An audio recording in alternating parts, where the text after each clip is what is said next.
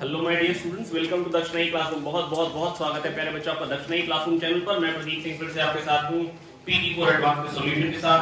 तो आइए बेटा पढ़ते हैं। ये बहुत ही इंपॉर्टेंट पेपर है, अपने सबसे इंपॉर्टेंट पोर्शन का पेपर है। इसको बहुत ध्यान से सुन लेते हैं। पहला क्वेश्चन है बेटा, बोहर्स मॉडल पे ही है, कह रहे हैं अट्रैक्टिव फोर्स है -kr, माइनस खाली अट्रैक्टिव ही बता रहा है ना। और कह रहे हैं assume Bohr's quantisation of angular momentum of the particle to be valid, है ना। मतलब बोहर्स क्वांटाइजेशन वैलिड है। बोहर्स मॉडल लगाते हुए हमको सॉल्व करना है, दैट इज हमको यूज करना है mvr = nh/2 पाई, h/2 पाई को इन्होंने r बार, h/2 पाई को इन्होंने h बार कह दिया। एक इक्वेशन ये बनती है, ये होगी मास्टर इक्वेशन। और दूसरी मास्टर इक्वेशन कौन सी होगी प्यारे बच्चों, जो सेंटर की तरफ को फोर्स है वो mv² बराबर होगा। करेक्ट है, इनकरेक्ट है? अरे हाँ ना तो बोलो यार। तो सेंटर की तरफ को जो फोर्स है दैट इज k, अच्छा r k। तो क्या यहाँ से v और r मेरे को निकालने चाहिए या छोड़ देना चाहिए? सॉल्व करूं आगे कि इसमें से v की वैल्यू निकाल के इसमें डालूं, r आ जाएगा, r की वैल्यू निकाल के इसमें डालूं, v आ जाएगी। तो सब बेकार की बात है। हाँ ना बोले यार, पढ़ जाऊं आगे। नेक्स्ट अगला क्वेश्चन, ये अपना alternating voltage therapy 6 sin omega t + 8 cos omega t। तो इसकी मैक्सिमम वैल्यू क्या आ जाएगी? 10। मैक्सिमम वैल्यू क्या आ जाएगी? अरे हाँ ना तो बोलो भाई। तो ये पहला क्वेश्चन था। दूसरा क्वेश्चन है EMF is given by 6 sin omega t। Math sir मिले मेरे को बोले कि 6 sin omega t + 8 cos omega t है। तो बच्चों को बता देना कि मैक्सिमम वैल्यू होती है √6² + 10²। क्या आपको बात मालूम है? ये तो प्रदीप सर ने बताई है। अरे हाँ ना बोलो यार। तो मैक्सिमम वैल्यू अगर 10 है तो RMS वैल्यू क्या जाएगी? 10/√2। करेक्ट है? ओ ये तो ERMS है। ERMS हो जाएगा 10/√2। करेक्ट है? अब पूछा है कि रेजोनेंस की कंडीशन है।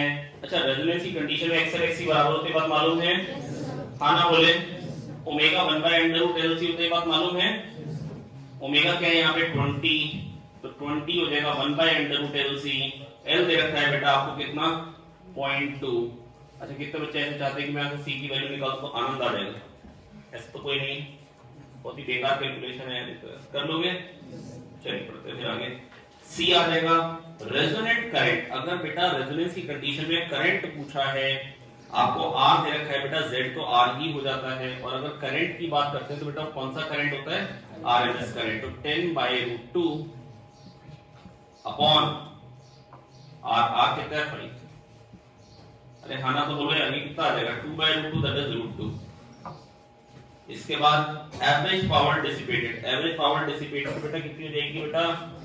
IRMS² R होती है हमेशा ही, आपको मालूम है। IRMS मालूम है, R मालूम है। हमेशा पावर डिसिपेटेड जो आती है बेटा वो होती है VRMS। IRMS cos phi होता है R/Z। कई बात मालूम है? cos phi R/Z तो मालूम। VRMS/Z क्या बन जाएगा? IRMS² R। IRMS आपने निकाल लिया √2 का स्क्वायर 2 बन जाएगा। R क्वेश्चन दिया 5 बन जाएगा 10। बिल्कुल सही। क्वालिटी फैक्टर, क्वालिटी फैक्टर का बेटा ओमेगा नॉट L/R या मतलब XL/R एट रेजोनेंस या XC/R एट रेजोनेंस, है ना। ये वैसे एडवांस का टॉपिक नहीं है, लेकिन फिर भी इन्होंने एडवांस पैटर्न में डाल दी क्वेश्चन, कोई दिक्कत की बात नहीं है। XL क्या हो जाएगा? 20 × L। L कितना दे रखा था बेटा हमको? 0.2 बाय R कितना बेटा? 5 हो गया। 4/5 आ रहा है 0.8। ठीक, बढ़े आगे। ये बहुत ही शानदार क्वेश्चन पूछा है। हालांकि ये पर्टिकुलर वैरायटी होती है, जो मतलब जो पर्टिकुलर वैरायटी उन्होंने टच करी है क्वेश्चन नंबर 3 में, ये एक वैरायटी होती है जो मैंने आपको कहा था कि मोशन ऑफ चार्ज पार्टिकल की, जिसको मैं टच नहीं कर रहा कि मतलब ये एडवांस को ज्यादा इज्जत देता नहीं है। अभी इन्होंने ज्यादा उधेड़ा नहीं है इस क्वेश्चन को। इस क्वेश्चन को इतना उधेड़ा जा सकता है कि इसकी ट्रैजेक्टरी निकलवाई जा सकती है। उसकी ट्रैजेक्टरी जो निकल के आती है वो इस तरीके से आती है ना, लेकिन उसका अपने को कोई खास लेन देन नहीं, इसलिए ज्यादा बातचीत करेंगे। तो आइए देखिए, small ball of mass m carrying a charge q is dropped. मैं खाली ये क्वेश्चन ही सॉल्व करूंगा पर्टिकुलर, बेटा टेस्ट देना फटाफट से उठ के यार। तो small ball of mass m carrying a charge q is dropped in a uniform magnetic field B।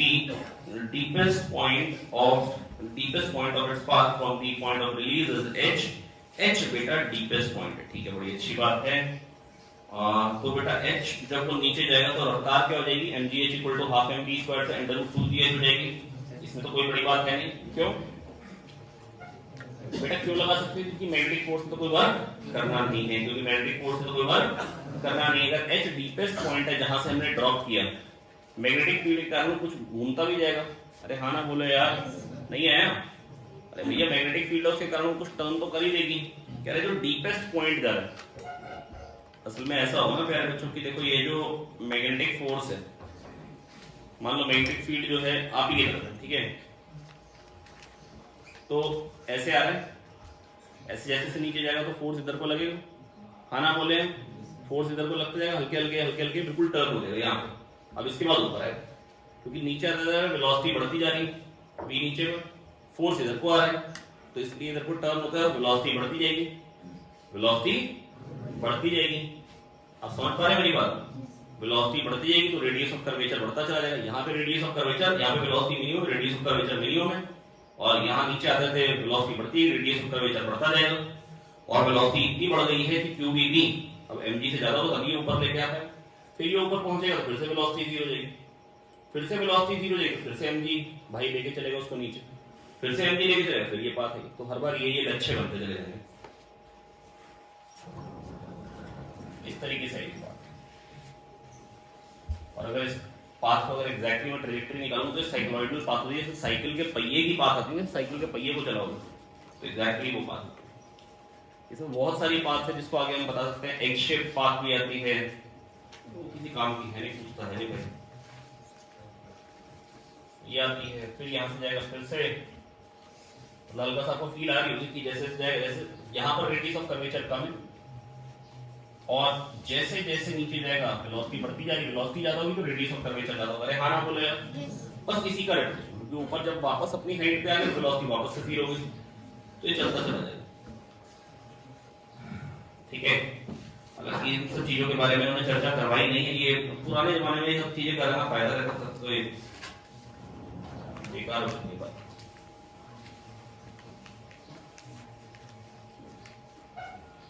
हालांकि इसमें ऐसा नहीं कि आप कर ही नहीं सकते थे, कुछ मैथ्स टाइप का क्वेश्चन आप समझ सकते हैं कि जिसमें वीर तुम बड़े चलो और आगे शायद रास्ते खुल जाए। तो speed at deepest point to under root 2dx, इसमें तो किसी को कोई दिक्कत है, ये इसमें भी दिक्कत है किसी को, या मैं कह सकता हूं h आ गया v²/2। अरे हाँ ना बोलो यार, इस पार्ट में, इतने पार्ट में तो किसी को कोई दिक्कत नहीं, h नीचे जाके रफ्तार देगी। अब स्पीड डीपेस्ट पॉइंट में चार्ज और मैग्नेटिक फील्ड की फॉर्म में लिखवा रहे हैं। बेटा दोस्त मेरी बात सुनो ध्यान से, यहां से चला,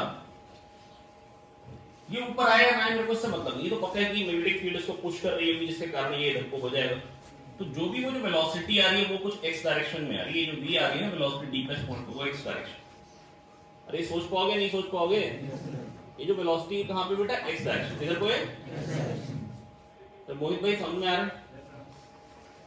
अब बेटा देखो ये कैसे निकाल सकते हैं बेटा, यहां पर कहीं पर भी जब पार्टिकल होगा तो x डायरेक्शन में फोर्स क्या होगा बेटा, x कंपोनेंट ऑफ वेलोसिटी को एक y कंपोनेंट होगा। अरे हाँ ना बोले, x डायरेक्शन में फोर्स किसके कारण से है, q vxb के कारण से, q vyb के कारण से, बताओ, q vyb के कारण से। क्या ये बात सोच सकते हैं या नहीं सोच सकते? नीचे भी पॉजिटिव मान लो एक बार, चलेगा, नीचे पॉजिटिव डायरेक्शन मान लो, चलेगा। तो q vyb ये हो गया बेटा, क्या बोलते हैं उसको, फोर्स x डायरेक्शन में। x डायरेक्शन में जो फोर्स है वो mass into acceleration in x direction हो जाएगा, दैट इज m dvx/dt हो जाएगा। अरे हाँ ना तो बोल दो यार, नहीं आया बेटा, जो fx होता है ये fx है ना, fx होता है max, fy होता है may, fz होता है mz। अरे हाँ ना तो बोल दो भाई, सुबह यार सुस्ता है क्या, नहीं पल्ले पड़ा क्या, पल्ले पड़ गए हैं। q vyb बराबर max आ गया, यहां से बेटा हम क्या करेंगे,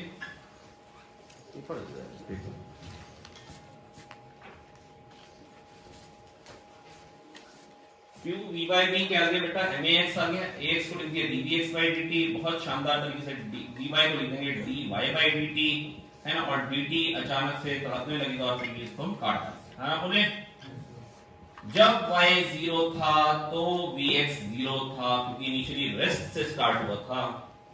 जब y h हुआ तो vx b हुआ, यहां से आ जाएगा mv is equals to qbh, qbh। अब बेटा मेरे को v निकालना था, तो v कितना आ गया, qbh बाय, तो ये भी ऑप्शन है क्या, QBH/MB ऑप्शन है, QBH/MB ऑप्शन। चलो आगे समझते हैं। अब इसके बाद ये कह रहे हैं कि एक और तरीके से बताओ स्पीड एट डीपेस्ट पॉइंट। तो h को लिख सकते हैं v²/2g, यहाँ पे v²/2g आएगा, एक v कट जाएगा, QB v²/2g, यार जी ना लिखना ढंग से यार, एक v को काटेंगे दूसरे v को निकालेंगे, 2mg/2g। क्या तो आ गया? हाँ ना बोलो भाई, नहीं आया?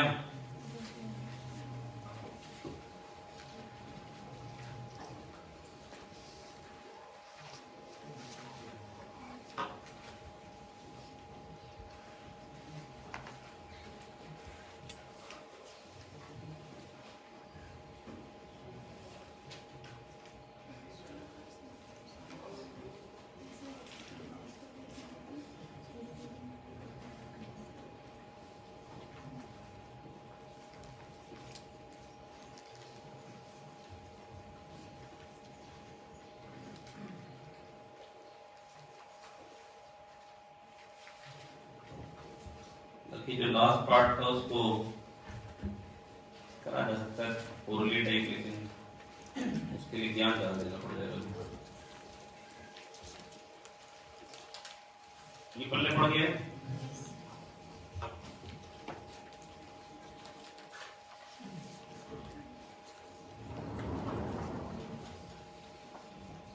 पढ़ जाओगे।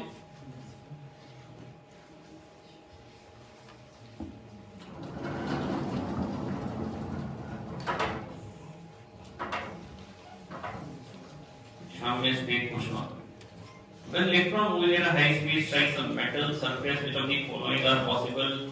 X-rays की simple theory पे क्वेश्चन है। Entire energy of the electron will be converted into X-ray photon, yes. Any fraction converted to X-ray photon, yes. Entire energy may get converted into heat, yes.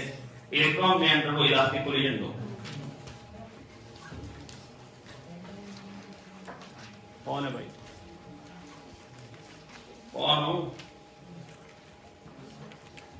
बेटे तो पूरा theory में लिखा हुआ है यार, आपकी कॉपी में लिखा हुआ है, इसको समझाने की जरूरत है क्या? Next, an air column in a pipe which is closed at one end will be in resonance with a tuning fork of 264 Hz। कह रहे हैं लेंथ ऑफ द पाइप, मेरी बात सुनिए, एयर कॉलम है, क्लोज्ड एट वन एंड है, ना diameter दिया है ना पूछा है, एंड करेक्शन को इसका मतलब इग्नोर करना है, और जो फ्रीक्वेंसी होगी v/4l, 3v/4l, 5v/4l कुछ भी हो सकती है। ये नहीं कह रखा है कि फंडामेंटल मोड में वाइब्रेट कर रखा है, ऐसा कहीं कह रखा है क्या? तो इसका मतलब ऑड v/4l, ऑड जो फ्रीक्वेंसी हो सकती है वो क्या होती है? कोई भी ऑड नंबर इनटू v/4l हो सकती है। अरे माना तो बोलो यार ऑड हार्मोनिक साथ क्या बात याद आ गई है? और ये कितना रखा है? 264। लेंथ ऑफ पाइप पूछी आपसे, तो लेंथ ऑफ पाइप कितनी आ जाएगी? ऑड नंबर को हम x कह देते हैं, है ना। और v कितना दे रखा है? यहाँ पे 330 दे रखा है, और 4 और इंटू 264 सेंटीमीटर में निकालना है, सेंटीमीटर में निकालना है, तो इसको 100 से मल्टीप्लाई कर देंगे। ठीक है, अब बेटा काटना चालू करो। ये 11 2 22, 4 आया, 11 4 44, 11 3 33, 0 आया, 3 8 24, 3 10 30। अरे यार तो और बन जाएगा, ये क्या बन जाएगा? ये इससे काटना चाहिए 2 4 2 5। अरे हाँ ना तो बोल रहे हैं भाई, तो 5/16। अच्छा इसको भी उड़ाओ, 4 4 16, अच्छा 25 आएगा, एक 4 को रहने 25 4 100 हो जाएगा, 25 5 125, 125/4, 125/4 31.25 आ जाएगा। कितना आएगा? 31.25 इंटू ऑड नंबर। अब बेटा देख लो क्या क्या एक तो 1 ही हो सकता है, 31.25 हो जाएगी, इंटू 3 करोगे तो क्या बन जाएगा? 93.75, बिल्कुल सही है। इंटू 5 करोगे तो 35 का 150 वैसा नहीं रहता, तो खाली ए और सी ही करेक्ट होगा। बहुत ही बेकार क्वेश्चन है। नेक्स्ट, ये सर ने कराया जरूर होगा, मैंने आपको बताया था कि भाई ईएमआई के अगर इंपॉर्टेंट क्वेश्चंस मार्क करने हो, एल लगाओ, सी लगाओ, आर लगाओ, है ना, स्लाइडर वाला। और अगर ऐसे हॉरिजॉन्टल है तो आर वाला ही सबसे इंपॉर्टेंट होता है। वेलोसिटी देके छोड़ दी और फिर पूछ लेंगे कि velocity is a function of time, EMF induced is a function of time, और प्रोबेबली सर ने कराया जरूर। ठीक है, आपको ये कहा था बस मोशनल ईएमएफ एक टॉपिक था जिसको मैं टच नहीं कर पाया ये महीने। अब ये देखो, अब डिजाइनिंग के लिए ना 2 2 2, अब ये खाली डिजाइनिंग है यार। अब अगर इतने से घबरा जाओगे तो कुछ नहीं कर सकते भाई। चलिए ये वेलोसिटी का फंक्शन ऑफ टाइम निकाली जाए। ये फटाफट टिक मार। हाँ आइए देखिए बेटा, बहुत शानदार काम किया आपने सुबह सुबह। ये कितनी लेंथ का स्लाइडर है? m मास का है, l लेंथ का है, v वेलोसिटी है मान लो किसी t टाइम पे। तो ईएमएफ बेटा किधर को आएगा बेटा? ऊपर को जनरेट होगा या नीचे को? BLV इसमें इधर को आएगा। कई बार समझ में आ गई है? तो अगर ईएमएफ आएगा BLV तो करंट क्या आएगा? BLV upon R। क्या सोच सकते हो इतनी बात या नहीं सोच सकते हो? अरे हाँ ना तो बोलो यार। ईएमएफ आ जाएगा BLV अपॉन R आ जाएगा करंट, ILV आ जाएगा फोर्स। आएगा किधर को? पक्का है नीचे फोर्स चेंज प्लस पीछे कोई आएगा ताकि प्लस चेंज को अपोज करे, है ना। लेकिन अगर आपको फिर भी लगे नहीं डायरेक्शन हम निकाल भी छोड़ेंगे तो ILV से करें। तो ILV करोगे तो v square l square v by r। ये हो गया फोर्स। फोर्स होता है मास इनटू एक्सेलरेशन। एक्सेलरेशन इधर मैंने फोर्स का मैग्नीट्यूड लिखा है, तो अगर मैं एक्सेलरेशन को dv बाई dt लिखूंगा तो अच्छी बात नहीं होगी क्योंकि रफ्तार टाइम के साथ साथ घटने वाली है। तो dv बाई dt नेगेटिव है तो इधर भी मेरे को पॉजिटिव लेना पड़ेगा, तो माइनस dv बाई dt लिखना पड़ेगा। बोलो आया? कोई दिक्कत की बात नहीं है। अब dv के नीचे चुपके से d आ जाएगा यहाँ पे, और क्या आ जाएगा? d square l square by mr dt। d square l square by mr dt। सही बोल रहा हूं मैं भाई? जब टाइम 0 था रफ्तार v0 थी, जब टाइम t हुआ रफ्तार v हुई। यहां से v क्या आ जाएगा प्यारे बच्चों? v आ जाएगा v0 e की power minus b square l square by mrt। बेटा e की पावर माइनस t आना ही चाहिए था, इतना एक्सपेक्टेड ही था, इतना सोचा ही जा सकता था। ऐसा इसलिए क्योंकि बेटा जब वेलोसिटी ज्यादा होगी तो ईएमएफ ज्यादा होगा, तो ही करंट ज्यादा होगा, तो ही फोर्स ज्यादा होगा, तो ही एक्सेलरेशन ज्यादा होगा, तो ही वीटी ग्राफ की स्लोप ज्यादा होगी। एक्सेलरेशन होता है वीटी ग्राफ की स्लोप। अगर आप बहुत ध्यान से मेरी बात को सोचने की कोशिश करें, ये इनिशियल वेलोसिटी है v0 जिससे हमने उसको फेंका है स्लाइडर को। आप बिना इसके आप ग्राफ बनाने की कोशिश करें, आप बड़े आराम से सोच सकते हैं जब वेलोसिटी ज्यादा होगी तभी फोर्स ज्यादा, तभी ईएमएफ ज्यादा आएगा BLV, तभी ILV से फोर्स ज्यादा आएगा। फोर्स ज्यादा होगा तो एक्सेलरेशन ज्यादा होगा, एक्सेलरेशन ज्यादा होगा तो वीटी ग्राफ की स्लोप ज्यादा होगी। हाँ ये तो पक्का है कि स्लोप नेगेटिव आनी, वेलोसिटी घटनी, मैग्नीट्यूड ऑफ स्लोप ज्यादा मतलब ज्यादा इस तरीके से होगा। लेकिन जैसे ही थोड़ा सा वेलोसिटी कम होगी, वेलोसिटी कम होगी तो फिर ईएमएफ कम होगा BLV से। कुछ लोग मेरी बात सुन नहीं रहे हैं। ईएमएफ कम होगा, ईएमएफ कम होगा तो फिर पक्का है आइए ईएमएफ बाय आर से करंट कम होगा, करंट कम होगा ILV, फोर्स कम होगा, फोर्स कम होगा, फिर से फोर्स अपॉन मास एक्सेलरेशन कम होगा।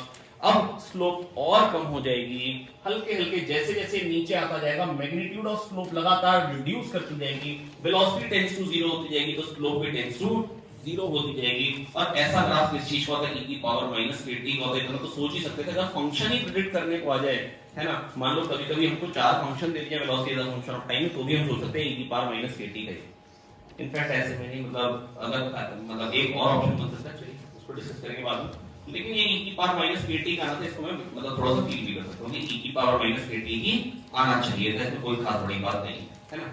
अब velocity as a function of time, अब ये कह रहे हैं वैल्यू पुट करके दिखाओ PL MR की। मैं नहीं कर, है ना, आप लोग कर लेंगे। फिर पूछ रहे हैं कि भाई इंड्यूस्ड ईएमएफ हाफ कब हो जाएगा? बेटे जब वेलोसिटी हाफ हो जाएगी तभी ईएमएफ हाफ हो जाएगा। अब वेलोसिटी हाफ कब हो जाएगी? बेटा e की पावर ln2 होता है 2। अच्छा तो e की पावर ln हाफ, तो ये जो चीज है ये ln हाफ, ये वाली जो चीज है ये ln2 है। तो आगे समझ में, इसको ln2 कर दीजिए तो नहीं हो जाएगा क्या? e की पावर ln हाफ जो होता है बेटा a की power log of x to the base a क्या होता है? x होता है। मैथ सर मिले थे, बोले थे f of x inverse x हो जाता है। अरे बोलो आया कि नहीं आया यार?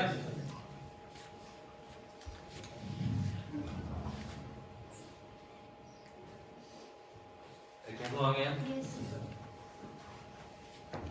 पंपा अरे बेटा ये बहुत मुश्किल है बेटा, पंपा ऐसे नहीं हो पाता बेटा।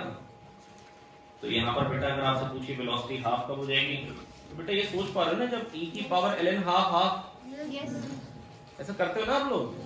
आप लोग तो होशियार बच्चे हो। तो b square l square t by mr, इसको ln2 कर दीजिए और ये आ जाएगा टाइम जब ईएमएफ हाफ हो जाएगा या जब वेलोसिटी हाफ हो जाएगी, दोनों बातें एक ही हैं। तो अगर सी करेक्ट होगा तो बी तो करेक्ट होगा ही होगा। और EMF as a function of time, velocity as a function of time होगी तो बी एन से मल्टीप्लाई करके क्या EMF as a function of time नहीं निकाल पाओगे? बिल्कुल निकाल पाओगे।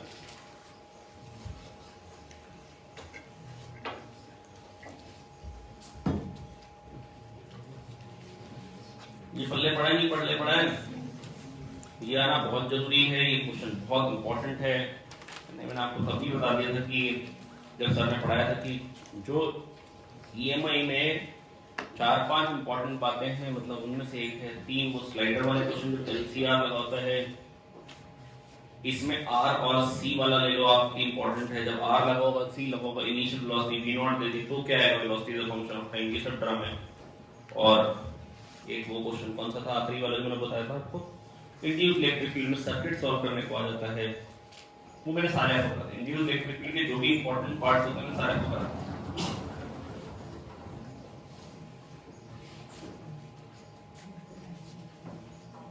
ऐसा ही क्वेश्चन एक और भी बन सकता है अगर बनाना चाहे तो। एक रिंग है, रिंग पे एक रॉड रखी हुई है, सेंटर से यहाँ से एक रेजिस्टर कनेक्टेड है। इसको हमने मैग्नेटिक फील्ड ऐसे ऊपर को है वर्टिकल डायरेक्शन में, इसको ओमेगा नॉट से घुमा के छोड़ दी, किसी टाइम पे वेलोसिटी एंगुलर वेलोसिटी ओमेगा हो जाएगी, ओमेगा का फंक्शन ऑफ टाइम बताओ। तो यहाँ पर भी मैं ये कह सकता हूँ जब ओमेगा ज्यादा होगा, जब ओमेगा ज्यादा होगा half B L square omega, EMF ज्यादा होगा, ईएमएफ बाय आर से करंट ज्यादा होगा, आईएलबी फोर्स ज्यादा आएगा, ILB into L by 2 torque ज्यादा आएगा, टॉर्क ज्यादा आएगा तो tau equal to I alpha से एंगुलर एक्सेलरेशन ज्यादा आएगा। और यहाँ पर अल्फा ज्यादा है तो ओमेगा टी ग्राफ की जो स्लोप आएगी नेगेटिव तो आएगी और मैग्नीट्यूड में ज्यादा आएगी। तो जैसे जैसे ओमेगा कम होगा स्लोप भी कम होगी, बिल्कुल यही चीज आएगी। और omega equal to omega naught e की पावर माइनस केटी ही एक्सप्रेशन आने वाला है। कौन सा एक्सप्रेशन आने वाला है? Omega equal to omega naught e की पावर माइनस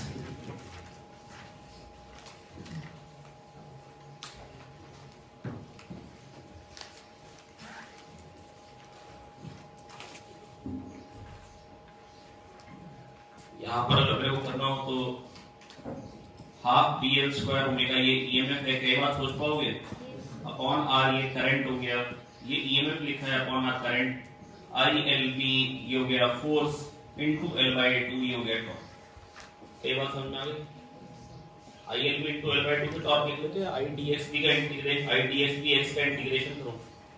अगर आपको लग रहा नहीं ऐसे कैसे कह रहे हैं सर, तो आई डी एक्स बी ये छोटा सा फोर्स इनटू एक्स टॉर्क, इसको 0 से इंटीग्रेट कर दो और फिर कहो एल स्क्वायर बाय 2 आ है ना, और फिर I L B into L by 2 equal L square by 2। ये कह रहे हैं प्रदीप सर। अरे कह दो आगे यार, छोटा सा x पे हमने dx ले लिया, x पे छोटा सा dx ले लिया, आई dx भी छोटा सा फोर्स आ गया, आई dx भी एक छोटा सा टॉर्क आ गया, टॉर्क का इंटीग्रेशन कर दिया तो ये बन जाएगा I L B into L by 2। Directly आप मिड पॉइंट पे मान सकते हैं, डायरेक्टली आप मिड पॉइंट पे मान सकते हैं सारा का सारा फोर्स लगता हुआ। अरे कह दो आगे यार, अरे हाँ तो बोलो भाई लोग, अरे बादल भाई सब ठीक ठाक है, कोई दिक्कत परेशानी, ये भूला परेशान तो नहीं कर रहा तुम्हें? चलिए तो बेटा मेरी बात सुनिए बहुत ध्यान से। अब ये अच्छा यहाँ पे अगर ये आ गया I L B into L by 2 torque आ गया, torque equal to M L square by 3 into alpha. Alpha को क्या लिखना पड़ेगा? Minus D omega by D T, क्योंकि मैग्नीट्यूड ऑफ टॉर्क है, ओमेगा तो टाइम के साथ साथ कम होना है क्योंकि काइनेटिक एनर्जी तो ऑलरेडी कम होगी तभी हीट निकलेगी बेटा, करंट है और हीट निकलेगी। तो इसका मतलब बिल्कुल श्योर है कि काइनेटिक एनर्जी कम होनी है, ओमेगा कम होना है। बस ये आगे बेटा यहाँ से आप इसको इंटीग्रेट कर सकते हैं, वही जैसे वहां पर वेलोसिटी को नीचे लेके गए थे, यहाँ पे ओमेगा को नीचे लेके जाएंगे, T omega by omega equals to something constant into DT आ जाएगा। करूं आगे इंटीग्रेट हो जाए।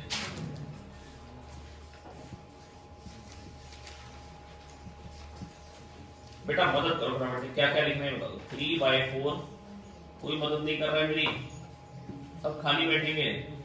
बी स्क्वायर एल स्क्वायर कोई तो कर दो यार मदद यार, by M R D T. देखना यही आएगा, जब टाइम 0 था एंगुलर वेलोसिटी ओमेगा नॉट थी, जब टाइम टी ओमेगा। ये सर भी क्वेश्चन कराया था या नहीं कराया था?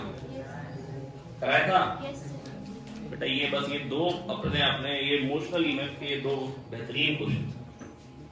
अब इसमें भी अब ये पूछ सकते हैं ओमेगा आ गया फंक्शन ऑफ टाइम, जैसे यहाँ पर वेलोसिटी पूछी थी, हो सकता है आपके 3T5 एडवांस में जो ओमेगा का फंक्शन ऑफ टाइम बताओ, ईएमएफ का फंक्शन ऑफ टाइम बताओ, फिर पूछ ले कब हाफ हो जाएगा ओमेगा, कब हाफ हो जाएगा ईएमएफ,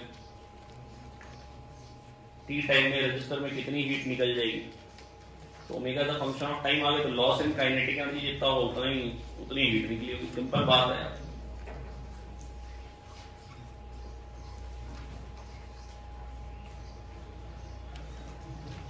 और राजकुमार राठौर ठीक ठाक है।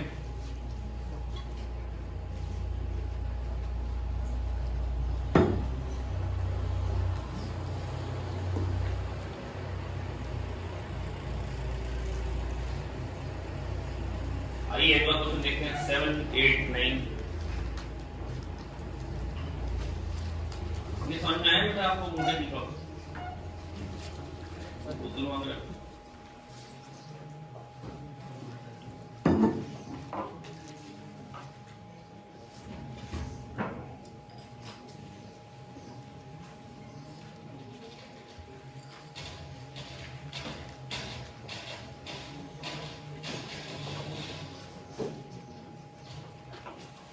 में बहुत बेकार है, बोर्ड खराब करता जा रहा है, कपड़ा नया दो छोटू।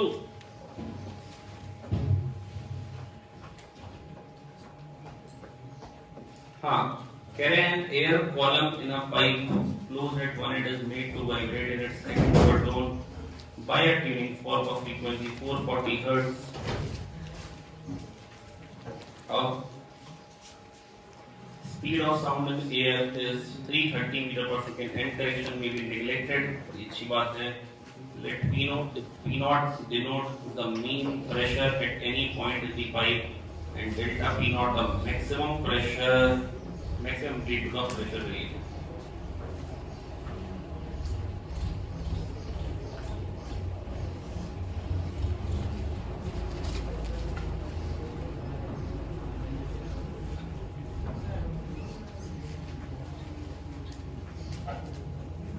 कौन से ओवरटोन में है? सेकंड ओवरटोन में ना भाई।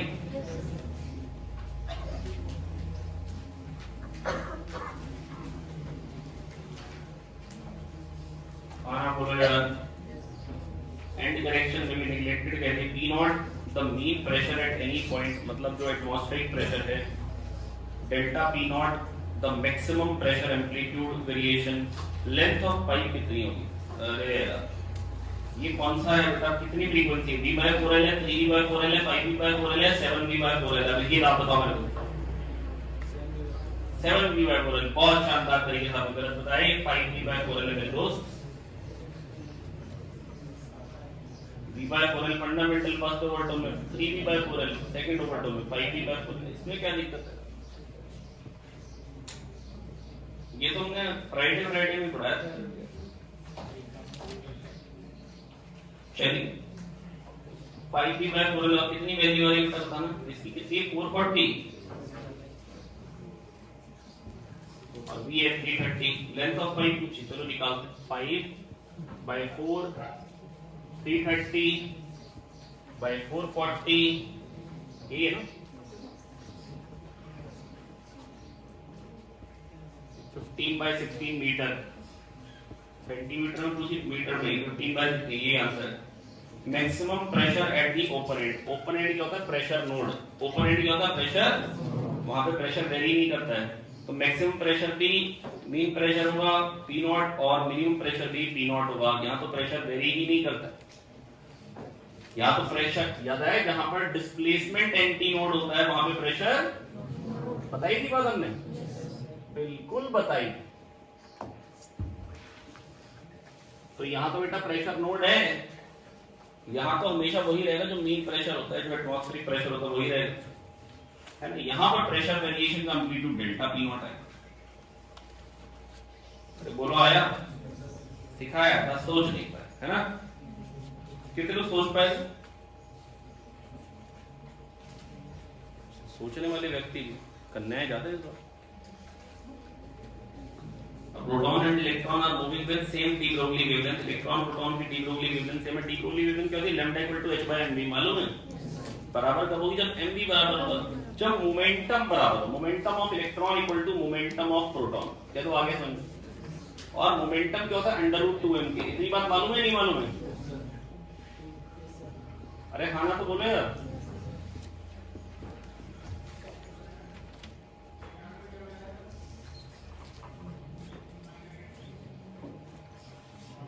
इन magnetic field both particle describe circle of equal radius. Momentum बराबर है तो रेडियस बराबर है mv/qb, p/qb होता है, q और p तो बराबर है। ये सही हो गया। बोथ दी पार्टिकल है सेम मैग्नीट्यूड ऑफ मोमेंटम, ये भी बिल्कुल सही बात है। Speed of proton and electron are the ratio of me/mp, ये भी बिल्कुल सही बात है। m1v1 = m2v2 से निकालो v1/v2, m2/m1 आ जाए, बहुत सही। इसके बाद product of mass and kinetic energy बराबर होगी। अगर मोमेंटम बराबर तो मास काइनेटिक एनर्जी का प्रोडक्ट भी बराबर होगा, बिल्कुल सही बात। चारों ऑप्शन बहुत शानदार तरीके से सही आ रहे। बड़े आगे इसको देखते ही मन में याद आ रहा है तो हेलिकल मोशन का बात कर रहे हैं भाई, जिसमें 3 हो गया रेडियस ऑफ हेलिक्स। जिसमें 3 क्या हो गया? नहीं सोच पाए? r sin theta, r cos theta, math से बताते हैं, r cos theta, r sin theta. और 4t z डायरेक्शन में लगातार 4 से चल रहा है। z डायरेक्शन में लगातार नहीं सोच पाए? x axis, y axis, 3 sin t, x है 3 sin t, y है 3 cos t। अच्छा, 1 सेकंड में ओमेगा जो है वो 1 है, तो 1 सेकंड में 1 घूमेगा तो t टाइम में t घूमेगा। और ये रहा पार्टिकल, इसका रेडियस ऑफ हेलिक्स 3 है। अभी हम z में नहीं जा रहे हैं, ये r3 है, तो x कोऑर्डिनेट हो गया 3 sin t, y कोऑर्डिनेट हो गया 3 cos t। इस प्लेन में तो ऐसे घूमना था, वो चलते हुए आदमी को तो ऐसा दिखाई देगा, याद आ गया। लेकिन ये लगातार z में 4 से आगे जा रहा है। कितने से आगे जा रहा है? 4 से। तो ये बात मतलब मैग्नेटिक फील्ड किस डायरेक्शन में कोई पूछ लेगा तो z डायरेक्शन में है भाई। जिधर को वेलोसिटी का मैग्नीट्यूड कांस्टेंट है, वो किधर को कांस्टेंट है? z में। दिख रहा है ना? हर टाइम में z डायरेक्शन में 4 जा रहा है, तो t टाइम में 4t जा रहा है। अरे कह दो आ गया। पर अगर आपको ऐसे मजा ना कि हम वेलोसिटी ऐसे नहीं बताएंगे, तो इस प्लेन में वेलोसिटी होगी 3 ओमेगा, दैट इज 3, और इस प्लेन में 4 है तो नेट 5 आ जाएगी। पर अगर आपको ऐसे अच्छा ना लगे तो आप dr/dt से वेलोसिटी निकालो। dr/dt से फिर वेलोसिटी का मैग्नीट्यूड निकाल लेना, 5 आ जाएगा। पूछा ही नहीं। अच्छा, तो वेलोसिटी का मैग्नीट्यूड जो आ जाएगा बेटा वो 5 आ जाएगा। पर डिस्टेंस ट्रैवल्ड पूछा है ना, क्योंकि 1 सेकंड में अगर 5 घूमेगा तो 5 सेकंड में 25 चलेगा। 1 सेकंड में 5 ट्रेवल करेगा तो 5 सेकंड में 25, तो इसलिए बी ऑप्शन गलत हो गया, ए ऑप्शन। चलो dr/dt से कर लेते हैं। वेलोसिटी कितनी आ जाएगी? 3 cos t। कोई मदद करेगा? प्लस माइनस 3 sin t आई क्या? मैं जान के इस फॉर्मूले प्लस 4k क्या? ये तो कांस्टेंट वेलोसिटी, जिससे आगे जाना, तो इसको मैं एक बार भूल जाऊंगा, ये मेरा भी काम के लिए। वैसे तो अगर आपको वेलोसिटी निकालनी मैग्नीट्यूड तो √3² sin² t + 3² cos² t 9 + 16 25 का √5 है। उसको क्यों बोल रहा हूं? कभी ये देख रहा हूं कि ये जो पार्ट है सर्कुलर मोशन वाला, अरे तो सोच पा रहे हैं ना सर्कुलर मोशन वाला है ए भाई, parametric coordinate a cos theta a sin theta ही होते हैं ना सर्कुलर मोशन के, या a sin theta a cos theta, बात तो एक ही भाई। अरे हाँ ना बोलो यार, पैरामेट्रिक कोऑर्डिनेट्स यही होते हैं बेटा सर्कुलर मोशन के, a cos theta a sin theta a sin theta a cos theta. हाँ ना बोले यार। तो बेटा इसको देख के फटाक से समझ में आ गया कि xy प्लेन में तो सर्कुलर मोशन हो रहा है। अगर z वाले को हटा दें, अगर z वाले को नहीं है, z वाले को हटा दें, xy प्लेन में सर्कुलर मोशन होता है। हेलिकल पाथ जो रेडियस ऑफ हेलिक्स आएगा वो 3 आएगा, रेडियस ऑफ कर्वेचर तो हेलिकल पाथ से बड़ा होता है। कई बार याद आ गई, नहीं याद आ गई है? तो रेडियस ऑफ हेलिक्स 3 नहीं हो सकता। Radius of curvature of path जो होता है वो रेडियस ऑफ हेलिक्स से बड़ा होता है। कई बार याद आ रही है? तो वो तो आएगा, एक में sin थीटा ऊपर आएगा, एक में sin थीटा नीचे आएगा। कई बार याद आ गई है? निशान बताइए ना बात प्रदीप सर ने क्लास में। यस, तो रेडियस ऑफ कर्वेचर जो आएगा वो रेडियस ऑफ हेलिक्स से बड़ा आएगा, जो कि यहाँ नहीं दे रखा है, बड़ा 3 दे रखा है। पावर ऑफ मैग्नेटिक फोर्स तो 0 ही होती है बेटा, power divided by magnetic force is always 0, क्योंकि उसका वोल्टेज 0 होता है। तो सी सही हो गया है, बी गलत हो गया है। अच्छा, एक ही बात मैंने करी नहीं है। ए एक्स वाई प्लेन में, तो मतलब परपेंडिकुलर डायरेक्शन में वेलोसिटी आ रही है, वो 3 आ रही है, तो m इंटू 3/qb, ये है रेडियस ऑफ हेलिक्स जिसकी वैल्यू 3 है, ये कट जाएगा। बी पूछा है m/q कितना आ जाएगा 1/0.1, दैट इज 10। तो मैग्नेटिक फील्ड 10 आ गई। तो कौन कौन सा ऑप्शन सही हुआ? ए सी। कौन सा सही हुआ है? सलीम बेटा समझ में आ गया?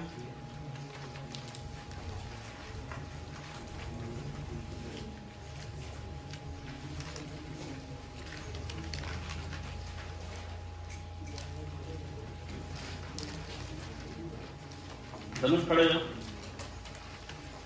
धनुष के मुक्का हो जाए जोर से, कह रहे हो?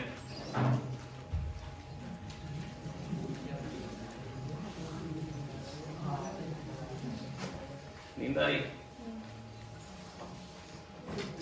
और ज्योतिष भाई सब ठीक था आगे?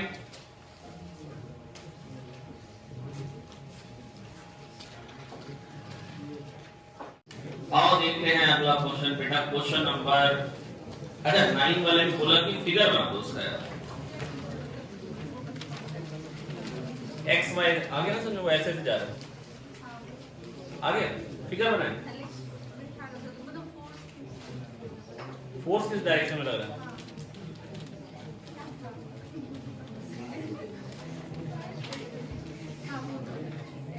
बेटा बस मैं आपको ये बता रहा हूं बेटा, ये एक्स एक्सिस है, ये वाई एक्सिस है। हेलिक्स देखते ही बेटा याद रखना चाहिए बेटा, मैग्नेटिक फील्ड और वेलोसिटी में कुछ एंगल थीटा था, तब हेलिक्स बनता था। और जो कंपोनेंट ऑफ वेलोसिटी होती थी मैग्नेटिक फील्ड के अलावा में बेटा, वो चेंज होती नहीं है, ठीक है। अब बेटा अगर एक्स कोऑर्डिनेट का 3 sin थीटा है, 3 sin t है, तो इसका मतलब 1 सेकंड में ओमेगा जो घूम रहे हैं वो 1 सेकंड में 1 घूम रहा है, एंगल 50 टाइम में t घूम जाएगा। तो ये है 3, ये है 3 sin t, ये है 3 cos t। x coordinate 3 sin t दिख गया होगा, y कोऑर्डिनेट 3 cos t दिख गया होगा। ऐसे ये घूमता जा रहा है इस प्लेन में, और z डायरेक्शन में जो वेलोसिटी है वो 4 है, जो मैं बना रही हूं। तो बेटा ये इस तरीके से जा रहा है। तो वेलोसिटी जो होगी किसी भी पॉइंट पे, जैसे मान लो जब यहां पे हो, तो 3 इधर को होगी वेलोसिटी और 4 ऊपर को होगी। तो कुछ 5 वेलोसिटी ऐसे होगी, मैग्नेटिक फील्ड इसी डायरेक्शन होगी, तभी इस डायरेक्शन की वेलोसिटी चेंज नहीं हो रही। तो फोर्स यहां पे ऐसे आ रहा हो, जब ऐसे जाएगा ऐसे आ रहा हो। बेटा इधर को वेलोसिटी 3 होगी, जब यहां पे होगा तो वेलोसिटी इधर को 3 होगी, जब यहां पहुंचेगा 3 इधर को, 4 तो लगातार ऊपर है,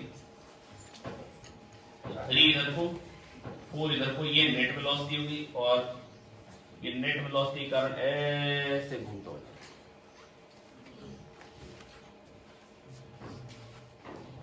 3 4 इधर को आ गई वेलोसिटी v, b इधर को, ये अभी इस डायरेक्शन की वेलोसिटी चेंज होने की, बस फिर घूमता जाएगा, ठीक है। चलिए तो बेटा इसके बाद बेटा फोटो इलेक्ट्रिक एक्सपेरिमेंट हो रहा है। Collector plate is at 2 volt with respect to emitter plate. Emitter के रिस्पेक्ट में, इसका मतलब 0 वोल्ट है तो इसका 2 वोल्ट है। अरे कह दो आगे यार, ये हायर पोटेंशियल पे है, ये हायर पोटेंशियल पे, कह दो आगे समझ में भाई नहीं आया? अरे हाँ ना तो बोलो। यस तो 4.5 इलेक्ट्रॉन वोल्ट, ये हो क्या बोलते हैं उसको, work function.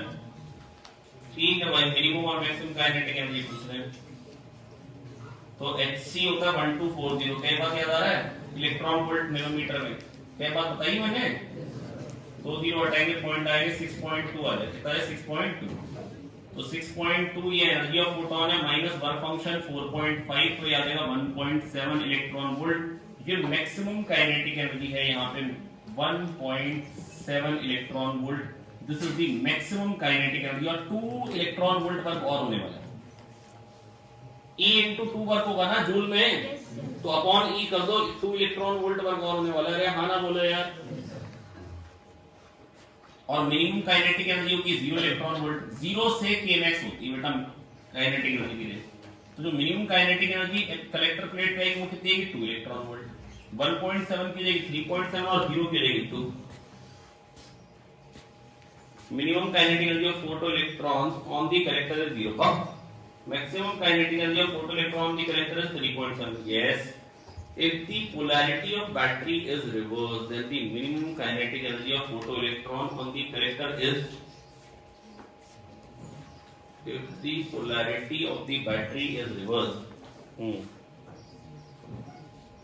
then the minimum kinetic energy of the photoelectron अच्छा is पहुंचेंगे नहीं भाई, पहुंचेंगे 1.7 है। अगर आपने बैटरी ऐसे कर दी 1.7 इलेक्ट्रॉन वोल्ट, तो 1.7 है स्टॉपिंग पोटेंशियल, आपने 2 लगा दिया तो पहुंचेगा ही भाई, तो पहुंचेगा ही। If the polarity of battery is reverse, minimum kinetic energy of photo electron on the collector, इसकी बात ही नहीं करनी चाहिए क्योंकि पहुंचेगा ही नहीं।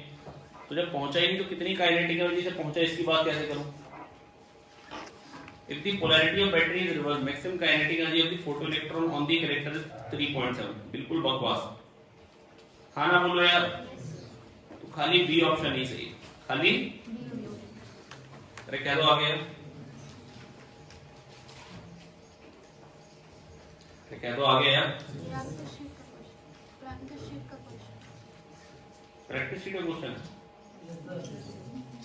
प्रैक्टिस शीट का मजे आ रहे आपको तो। चलिए बड़े आगे, अरे हाँ ना तो बोलो यार। इसके बाद बेटा, इसके बाद ये ड्रामा सा क्वेश्चन दिखा रखा है आपको,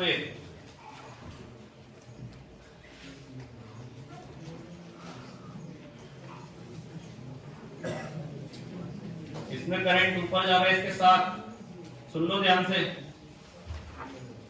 और इसमें करंट अपोजिट डायरेक्शन में आ रहा है। इस पार्ट में तो फोर्स 0 आएगा, समझ पा रहे हो, क्योंकि वो मैग्नेटिक फील्ड लाइंस के अलोंग ही हो जाएगा पार्ट।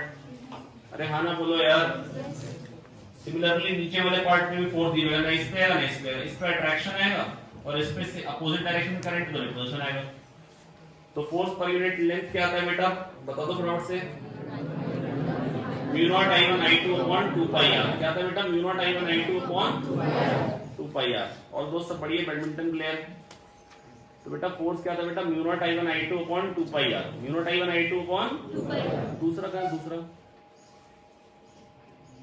और भाई सब बढ़िया, mu naught I1 I2 upon 2 पाई r। तो बेटा ये इसको कहेगा आ जा, और ये इसको क्या कहेगा चल, हट, क्या कहेगा चल। तो बेटा mu naught I1 I2 upon 2 पाई r, r कितना बेटा, r जो बीच का डिस्टेंस है वो कितना लेंथ है, r ही है, और l लेंथ की वायर है तो इनटू l कर दो और उसका डबल कर दो, क्योंकि जितना इससे आएगा अट्रैक्शन उतना इससे होता है, तो ये नेट फोर्स हो गया।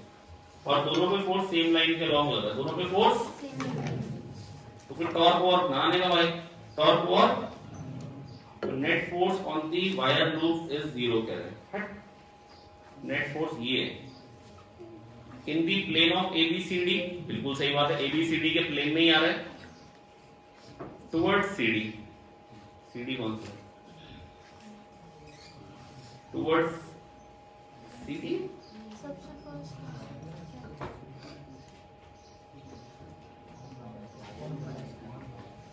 सी का है,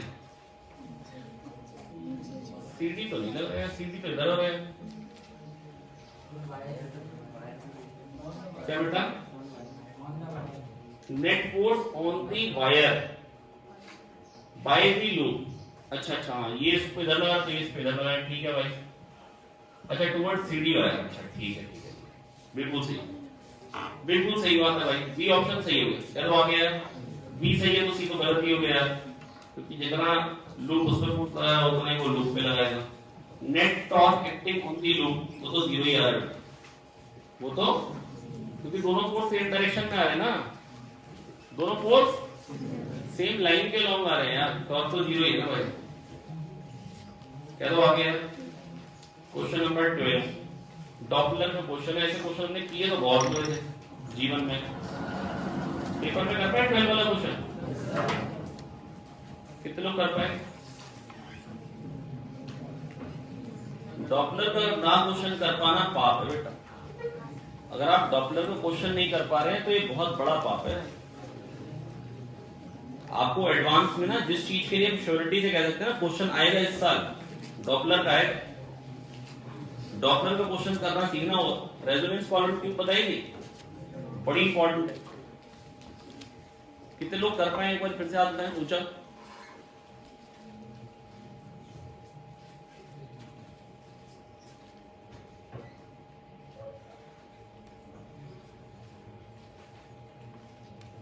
बेटा देख लीजिए, जो नहीं कर पा रहे हो इससे ज्यादा हम कुछ कर नहीं सकते यार। हमने आपको बहुत बढ़िया तरीके से तैयार कराया ना डॉक्टर।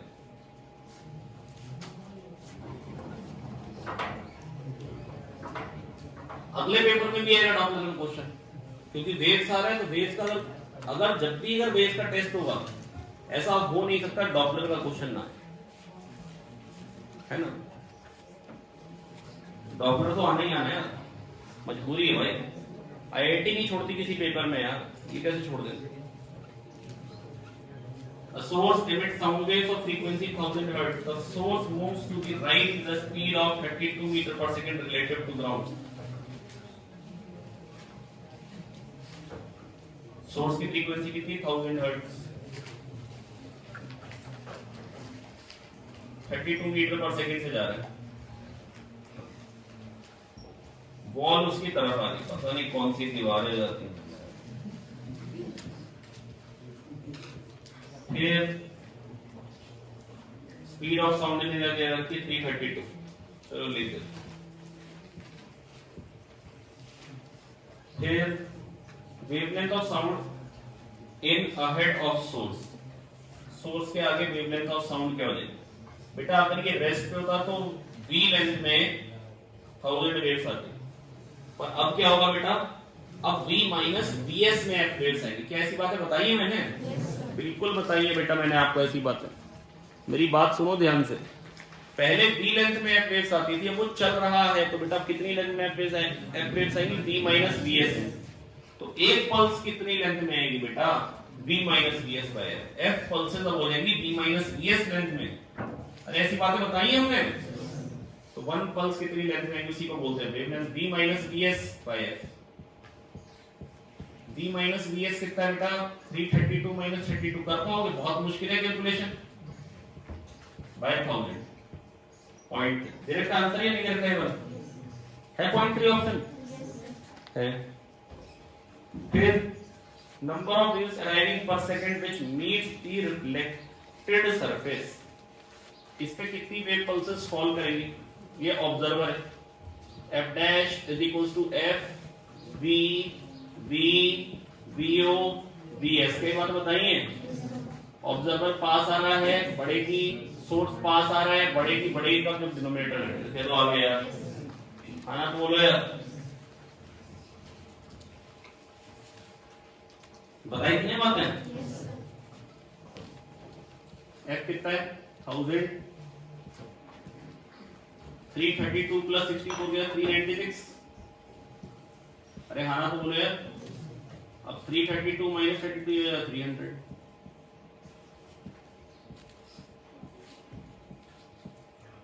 One 32 into 10 1320 hertz. कौन सा ऑप्शन, बी भी सही है। स्पीड ऑफ रिफ्लेक्टेड वेव, कैसी बकवास कर रहे। रिफ्लेक्टेड वेव हमने आपको बताया था भैया, अगर बॉलर अगर है ना भाग के बॉल फेंकते तो बॉल की स्पीड बढ़ जाती है, पर गाली की स्पीड नहीं बढ़ती। अगर बॉलर गाली देते तो उनकी स्पीड वही रहती है। समझाया था नहीं बात भैया, स्पीड ऑफ सोर्स पे डिपेंड नहीं करती है ना। आप आवाज निकालो खड़े खड़े या भाग के, है ना, using any sound source. Wavelength of reflected waves is nearly कह रहे। अब रिफ्लेक्टेड वेव, अब बेटा अब ये बन गया, जितनी इस पे वेव्स फॉल करेंगी 1320। धनुष तुम खड़े हो, 1320 इस पे वेव्स फॉल कर रही पर सेकंड, तो 1320 ही रिफ्लेक्ट हो जाएंगे। अरे हाँ ना तो बोलो भाई, अरे हाँ की ना, जितनी फॉल करेंगे उतनी ही, जितनी फॉल करेंगे उतनी ही। अच्छा, तो 1320 इस पे फॉल करें तो उतनी रिफ्लेक्ट हो जाएगी, तो अब ये बन गया सोर्स। अब ये क्या बन गया, अब क्या 300 लेंथ में एफ वेव्स आएंगे, 300 माइनस 332 माइनस 64 में आएंगे एफ वेव्स। 332 माइनस 64 64 लेंथ में 1320 है। अरे हाँ ना बोलो यार, चल रहा है ना। अब v लेंथ नहीं है, v माइनस vs में f डैश वेव्स आएंगी। अब ये f डैश, अरे कह दो आगे यार। तो अब वेवलेंथ क्या हो जाएगी, इसके आगे वेवलेंथ क्या आएगी 332। अब डायरेक्टली लिख रहा है माइनस 64 बाय f डैश 1320। कितने लोग चाहते हैं सॉल्व करो इसको? इनका मन कर रहा हो कि सॉल्व कर ही नहीं सकता, किसी का नहीं कर रहा। अप्रोक्सीमेटली कह रहे हैं भाई, मैं जानता हूं कि 32 माइनस करूंगा तो 300 करूंगा, 32 और माइनस करूंगा 270 पे। आपका मानो 268 कह रहे हैं, कह लो, पर मेरे को तो 270 दिख रहा है, क्योंकि अप्रोक्सीमेट कह रहे हैं ना, मेरे को क्यों मजे लेने भाई। अब ये 0.2 आ रहा है अप्रोक्सीमेटली, 25 का 125, बिल्कुल सही बात है, लगभग 1/5 1/5 ही होता है ना 0.2। तो देखो 27.5 का क्या होता है, वैसे तो बेटा 26.8 ही है ना। मन की आंखों से देखो इसको, ये 27 नहीं 26.8 इंटू 5 क्या होगा, 27.5 का क्या होता है 100, 7 5 135, और उसमें से फिर 0.2 इंटू 5 हटाओ 134 आ रहा है, तो लगभग 5 टाइम्स है नीचे। और 1/5 अप्रोक्सीमेटली क्या होता है 0.2, कह दो आ गया। और उन्होंने कह रखा क्वेश्चन में नियरली। अब आया 13th क्वेश्चन। 13th क्वेश्चन, और इसको कैसे करेंगे? अच्छा ये तो हमने पढ़ा रखा है, कैविटी में हर जगह इलेक्ट्रिक मैग्नेटिक फील्ड जाती है बेटा, सेम आती है, mu not J cross A by 2, mu naught J cross A by 2। सिखाई प्रदीप सर ने बातें आपको, इंग्लिश में बोल के बताइए बेटा। बेटा देखो ये है आई करंट है कितने एरिया में, 3/4 pi R square. Pi R square में से बेटा r/2 रेडियस गायब है, अरे कह दो आ गया। तो इसमें करंट डेंसिटी है मान लो J, तो यहाँ पे आपने J और माइनस J दोनों माननी होती है। क्या ये बात याद आ गई है? मतलब अंदर वाला भी मानना तो बाहर। तो अब ये हो जाएगा, यहाँ पर किसी भी जगह पे फील्ड निकालनी तो mu naught J cross r1/2, mu naught minus J cross r2/2। कह दो ये बात समझ में आ गई? ये r1 वेक्टर, ये r2 वेक्टर, तो बन क्या रहेगा बेटा mu naught J cross r1/2 plus mu naught minus J cross, तो मैंने कहा था माइनस को आप इधर ले लीजिए, क्या तो याद आ गया। फिर r1 vector minus r2 vector क्या है, r1 vector plus negative of r2 vector, वो a वेक्टर हो जाता है। क्या बात याद आ रही है? तो mu naught J cross a/2, mu naught J cross a/2। दो पेपर में लगातार आ गया क्वेश्चन ये, मतलब इसी पे। अब देखना एडवांस में भी शायद आ जाए, पैट्रिक हो जाएगी बेटा। कैविटी जो है ना बेटा इंपॉर्टेंट है, या तो कैविटी का आपको इलेक्ट्रिक फील्ड का क्वेश्चन मिलेगा या मैग्नेटिक फील्ड का मिलेगा ना, या तो सेंटर ऑफ मास का या तो मोमेंट ऑफ इनर्शिया। बेटा कैविटी पे क्वेश्चन आना है, कैविटी वाले चारों टॉपिक कायदे से तैयार कर लो यार। मतलब पेपर बना रहे होते तो यही दिमाग में आता है, चलो यार एक स्टैंडिंग वेव पे डालना है, मतलब एग्जामिनर इस तरीके से सोचता है, चलो ये कैविटी वाला डालते, देखते बच्चे कर पाएंगे नहीं कर पाएंगे, मतलब यही थॉट प्रोसेस चल रहा होता है। चार जगह कैविटी, चलो एक कैविटी वाला डालते, तो mu naught J cross a/2, mu naught J cross, बस खत्म बात है। r1 vector minus r2 vector है। 100% प्रेडिक्शन कुछ नहीं होता, पर ये इंपॉर्टेंट पार्ट है यार, ये अपने को अगर नहीं आता बेकार। अब a वेक्टर यहाँ पे क्या, J क्रॉस है, J और A का एंगल 90 होगा। हर जगह मैग्नेटिक फील्ड r1 r2 के इंडिपेंडेंट आ रही है। दोबारा करके दिखाऊंगी, याद आ गया? हो गया? दो फोटो बताई थी इसकी मैंने आपको बेटा। ये कैविटी है, यहां पर आपने J और माइनस J दोनों मान लिया। J का एक पूरा सिलेंडर हो गया, mu naught J cross r1/2 और mu naught minus J cross r2/2। ये r1 वेक्टर है, ये r2 वेक्टर है, mu not J cross r1/2, mu naught minus J cross r2/2। बस बेटा माइनस इधर ले गया और उसको जोड़ दिया, r1 vector minus r2 vector a vector बन जाएगा, r क्रॉस a इधर को आ जाएगा। J क्रॉस a मतलब J, अगर J अंदर को तो J क्रॉस a इधर को जाएगा, J बाहर को तो J क्रॉस a, डिपेंड करता है J किधर को है, मतलब A से परपेंडिकुलर, A से यूनिफॉर्म मैग्नेटिक फील्ड आ जाती है। कैसी मैग्नेटिक फील्ड आती है? तो यहाँ पे पॉइंट ए और पॉइंट बी का पूछिए। अब जे क्या हो जाएगा यहाँ पे mu naught J A by 2 कर, ए क्या आर बाई 2 म्यू नॉट जे क्या है आई अपॉन 3/4 पाई आर स्क्वायर। अरे पाई आर स्क्वायर में से आर बाई 2 गया हुआ है ना, अरे हाँ ना बोले mu not J R by 2।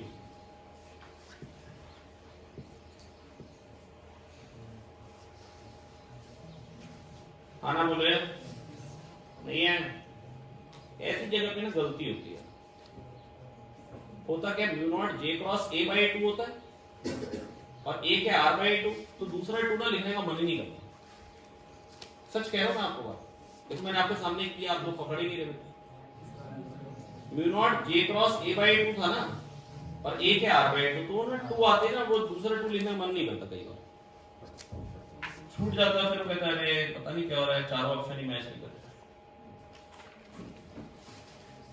J cross A by 2 है ना, ए है आर बाई 2, तो एक 2 बचा ही, ये तो ए वाला लिखा है ना mu naught J cross A by 2 ना। अरे हाँ ना बोले ए आर बाई 2 का अपॉन 2 एक और आ, तो ए और बी में दोनों का मैग्नेटिक फील्ड यही है कि mu naught I upon 3 pi R. बहुत शानदार। क्या है कौन है भाई, कोई एक जना हाथ उठा के तो बोल दो। हाँ बोले mu naught I upon 3 pi R ही आएगी ना बेटा, दोनों जगह है ए और बी, दोनों बेटा कैविटी के अंदर के पॉइंट है ना। अच्छा आर की पावर 4 लिखो, अरे यार ये 3 by current per unit area लिखा था। हाँ वो उनको 4 पर 2 ही देख रहे थे, तो आंसर वही दिखता है। चलिए आइए 14 करें, चलो आप 14 करते। इस वैरायटी को मैंने टच कर दिया, मैंने खाली एक ही वैरायटी की मोशन ऑफ चार्ज पार्टिकल्स मैंने आपको बता ही दिया था कि एचसी का मैं दे रहा हूं, उसमें छोड़ो, वो वही चीज उसका एक क्वेश्चन एक करा दिया।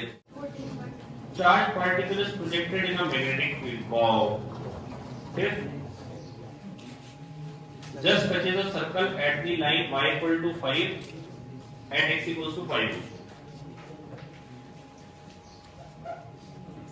इस पे टच कर रहा है, 5√3 डिस्टेंस पे टच कर रहा है, यहां से कहता है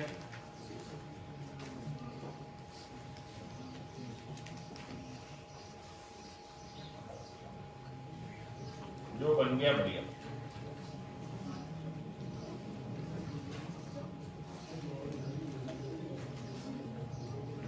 ये सेंटर है सर्कल। अरे हाँ ना बोलो यार,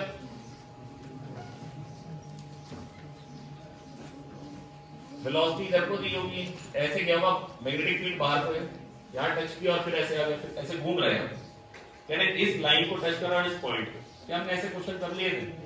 ये तो शरीफ लाइन थी, हमने कैसे ली थी x + y = वो लिया ना, ये तो बहुत शरीफ लाइन है। कैसी लाइन है? ये आ रहा है, अच्छा ये भी आ रहा है, ऐसी कैलकुलेशन तो हम मैथ में भी कई बार करते हैं। ये r - 5 हो गया, ये 5√3 है। अब this square plus this square equal to this square करके r निकाल लोगे? नहीं आया? अच्छा क्या मैथ में ऐसे कभी नहीं किया? ऐसी कैलकुलेशन तो सर्कल से मैथ में भी करी होगी कभी ना कभी यार।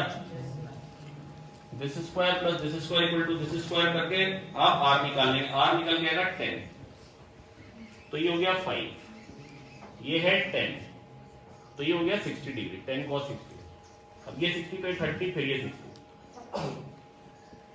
तो कितने एंगल में प्रोजेक्ट किया? 60, ये भी पता लग गया। रेडियस ऑफ सर्कल कितना है? 10, ये भी पता लग गया। अच्छा स्पीड ऑफ पार्टिकल नहीं पता लग गया। अच्छा बंदर में मैग्नेटिक फील्ड तो 0 ही होगा, स्पीड ऑफ पार्टिकल कैसे बताओगे? रेडियस 10 है, r = mv/qb से निकाल लोगे क्या? रेडियस 10 है, mv/qb। क्या क्या मैंने क्वेश्चन में बताओ जरा। mqb दिया है, v निकालना है यार। एक अननोन तो कर ही लोगे, मल्टीप्लाई करना आता है आप लोगों ने? कृष्णा आता मल्टीप्लाई करना? यार गुड बॉय, कितना टैलेंटेड है।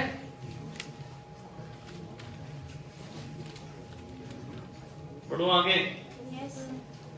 तपोन अरे चलो ये 2 क्वेश्चन करवाता हूँ, फिर उसके बाद आप लोगों से करवाता हूँ क्वेश्चन। हाँ भाई बड़े क्वेश्चन पे रद्दी क्वेश्चन है मेरे को लगा।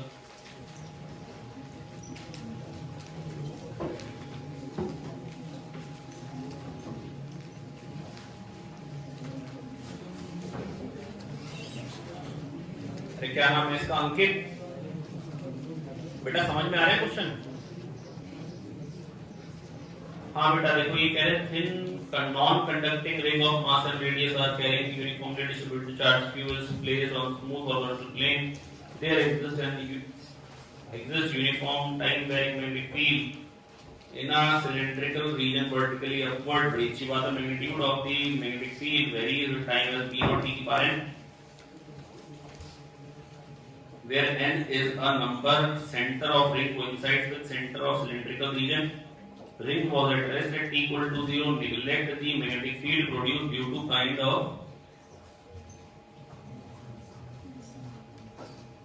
छोड़ो यार, पता नहीं क्या वापस करें। पूछा कि induced electric field at the periphery. अरे r/2 dV/dt यार, ये बात याद आ गई? ये तो याद करा रखी प्रदीप सर ने। dV/dt कितना होता है? n t की पावर n-1। अरे हाँ ना बोलो यार, ये इलेक्ट्रिक फील्ड आ गई। क्या पूछा है? n अगर 1 होगा तो ये कांस्टेंट बन जाएगा, सही बात है। अगर n 2 होगा तो ये स्ट्रेट लाइन बन जाएगा, बिल्कुल सही बात है। n अगर 3 होगा तो ये स्क्वायर बन जाएगा, पैराबोला बन जाएगा, बिल्कुल सही बात। चलो बढ़े आगे। क्या हो गया? आंसर गलत दे रखा है ना? कौन सा गलत दिया? आपको समझ में आ गया ना? गलत दे रखा है ना? आपको समझ में आ रहा है ना? यहाँ टी स्क्वायर होगा तो यहाँ पर टी बन जाएगा, ई प्रोपोर्शनल टू टी, बिल्कुल सही बना रखा दिया ऑप्शन। अरे हाँ ना बोलो, क्या हो गया? कुछ पूछना चाहते हो? शक हो रहा है? शक मत करो यार, इन्होंने गलत दे रखा है, इनको माफ कर। इनको क्या करेंगे? किस किस को कुर्बानी देनी पड़ी इस चक्कर में? मजबूरी में कुर्बानी हो गई। अभी मार्क्स मिल चुके नहीं मिले तो मैं सही करा सकता हूँ। रहने देते हैं, क्या ही फर्क पड़ना है ना। 2-4 नंबर ज्यादा भी आ जाएंगे तो पता लगे सिर पे चढ़ तो भाई हमने तो भाई बॉन्ड में 4 नंबर ज्यादा। चलिए ये इलेक्ट्रिक फील्ड आ गई। अब इसके बाद क्या है? पावर डिलीवर्ड कितनी आएगी? n = 1 2 3 4। अच्छा उसमें गलत आया, तो इसमें भी गलत आएगा ऑप्शन पे। ये तो सही आ रहा है। अब बेटा ये रिंग है, इस पे चार्ज टोटल क्यू है। कितना चार्ज है? अरे हाँ ना तो बोलो यार, फोर्स कितना आ जाएगा? हर जगह टेंजेंशियल आएगा क्योंकि ऐसी ही फील्ड लाइंस आती हैं, इसमें सर्कुलर आती हैं। अरे हाँ ना बोलो यार, अरे कोई तो मदद करो। Q(n)R t की पावर n-1/2 ये हो गया फोर्स, और फोर्स इंटू आर से क्या आ जाएगा? टॉर्क। क्या आ जाएगा? टॉर्क। टाउ इंटू ओमेगा होती है पावर। टाउ इंटू ओमेगा क्या होती है? अरे हाँ ना बोले, टाउ इंटू ओमेगा पावर होती है। पता है टाउ इंटू ओमेगा पावर होती है राहुल? ये कैसे? कैसे?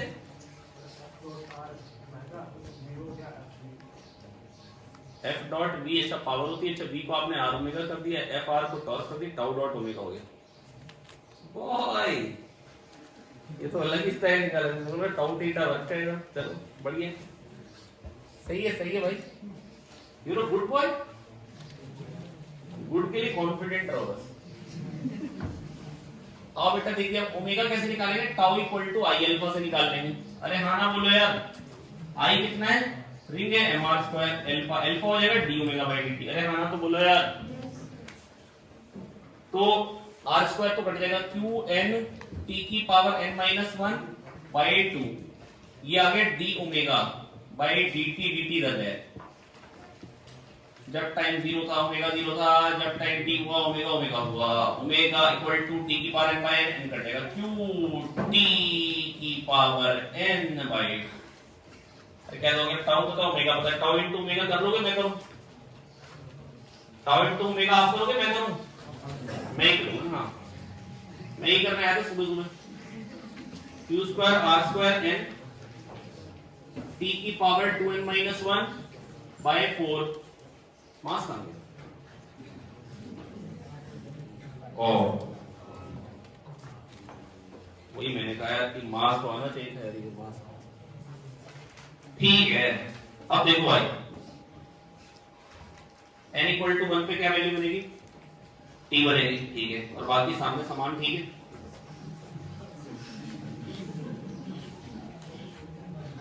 अरे b कहां गया, b नॉट भी लिखा। अरे मैंने यार b नॉट, b को t की पावर n मान लिया, वो b नॉट t की पावर n। यहाँ पे भी b नॉट आना है, यहाँ पे भी b नॉट आना है, और वहां पे तो b नॉट स्क्वायर है। सही बात, तो b naught square q square r square t by 4n, बिल्कुल सही है। तो ये सही हो गया पहला पार्ट। दूसरा part n equal to 2 2 to 4 4 minus 1 3, ये इसमें भी गलत दे रखा है। ये इसमें 2 टू 4 माइनस 1 3, लेकिन ये एक तो 2 कट जा रहा है, गड़बड़ हो गई। क्या हो गया, n इक्वल टू 4 4 पुट करो, 2 4 8 माइनस 1 7, t की पावर 7 सही आ रहा है, पर 4 ही कट जाएगा। हाँ, इसमें भी 4 कट गया, बिल्कुल सही। तो c सही हो गया। d 6 माइनस 1 5 सही दे रखा है, यहाँ 3 है और 3 नहीं है, गड़बड़। अरे क्या तो आ गया यार, हाँ तो बोलो भाई।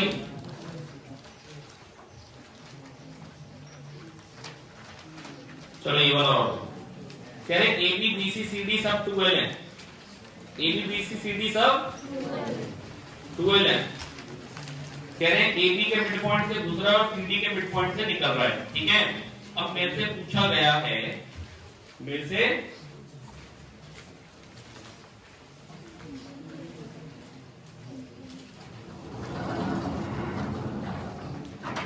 पूछा क्या गया है तो बता दो।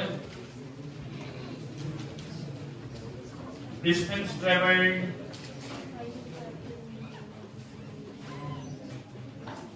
Time spend, change in velocity.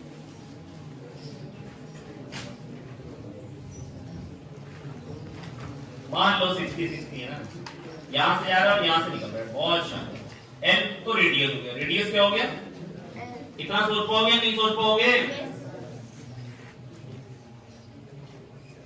अरे भाई इसके मिड पॉइंट से जा रहा है और इसके मिड पॉइंट से परपेंडिकुलरली यहां पे निकल रहा है, तो परपेंडिकुलर सेंटर इस पे लाई करेगा, सेंटर इस पे लाई करेगा, इस लाइन पे। यही हो गया सेंटर, एल हो गया रेडियस। और वैसे भी उन्होंने कह रखा है M B naught by Q B naught L है, ये तो देना ही नहीं चाहिए था। चलो कोई बात नहीं, शरीफ लोग हैं, they are good people, they are distance traveled by the charged particle in the region ABCD। तो बेटा क्या हो जाएगा 2 पाई बाय 3l, क्या हो जाएगा, कौन सा सही हो गया, बी ऑप्शन सही हो गया। हाँ ना बोलो, नहीं आया, 2 pi bye 3l, 2 pi by 3 घूम के निकला है, 120 डिग्री है। अरे कह दो आ गया यार, तो बी ऑप्शन सही हो गया। Time spent in magnetic field 2 pi by 3 m by QB, 2 pi घूमने में 2 पाई m बाय क्यूबी, तो 2 पाई बाय 3 घूमने में 2 pi by 3 m by QB. क्या बात याद आ गई, नहीं याद आई? अब m बाय क्यूबी की वैल्यू पुट कर दो, m बाय क्यूबी क्या है, l by b, m by QB है l बाय b नॉट। अरे हाँ ना बोलो यार, m बाय क्यूबी की value mb naught equal to qb naught l से निकाल लेना यार, तो 2 पाई l बाय 3b नॉट। अरे मैं ऐसे क्यों कर रहा था, डायरेक्टली बोलना चाहिए। 2 पाई बाय 3 इंटू एल ही उसने ट्रेवल किया और v नॉट स्पीड से। Very good. चलिए, चेंज इन वेलोसिटी वेक्टर का मैग्नीट्यूड। अरे धनुष इधर देख लो भाई, ये v नॉट है, ये v नॉट है। चेंज इन वेलोसिटी 120 डिग्री घूमने के बाद चेंज इन वेलोसिटी है final velocity plus minus of initial velocity. अरे क्या आ गया, नेगेटिव ऑफ इनिशियल किधर को जाएगा, इधर को। हाँ ना बोले यार, तो इससे 90 पे इधर को जाएगी वेलोसिटी, तो यहां से कितना एंगल हो गया, ये 60 है, ये 90, 150 है, 30 हो गया इधर से, तो यहां से 60 हो गया। तो इन दो v नॉट को अगर जोड़ेंगे जो 60 डिग्री एंगल, तो v naught cos 30 v naught plus 30 जुड़ जाएगा, तो 2 v naught cos 30 v naught root 3। Change in velocity का मैग्नीट्यूड क्या होगा, v नॉट रूट 3। ठीक, नेक्स्ट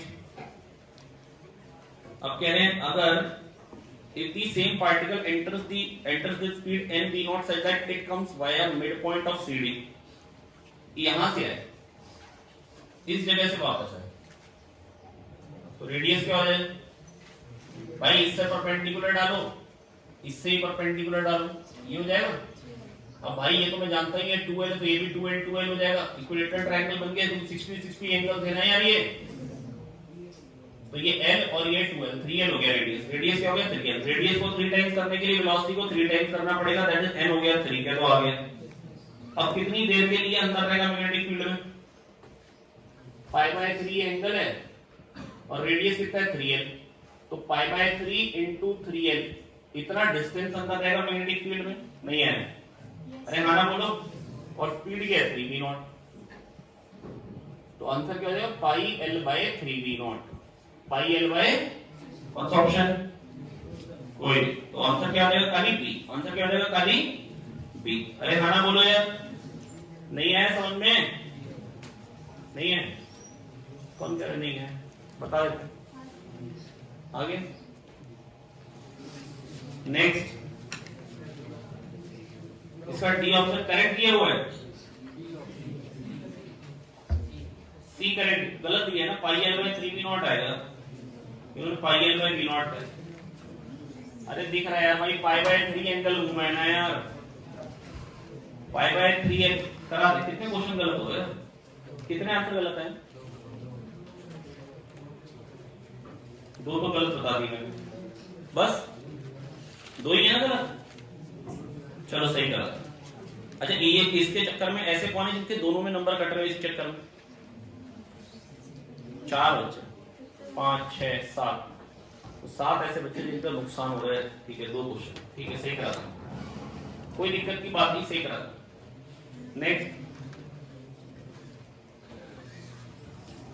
एलसी ऑसिलेशन का है यार, कह रहे चार्ज प्लेट 1 पे जो है बेटा वो कितना है बेटा, पॉजिटिव चार्ज है उस पे। अच्छा ठीक है, इनिशियली t इक्वल टू 0 पे सारा का सारा जो एनर्जी है वो कैपेसिटर के पास है, किसके पास है? ठीक है, और प्लेट 1 जो है पॉजिटिवली चार्ज है, और टाइम पीरियड कितना होता है ऑसिलेशन का 2π/LC, क्या बात याद है?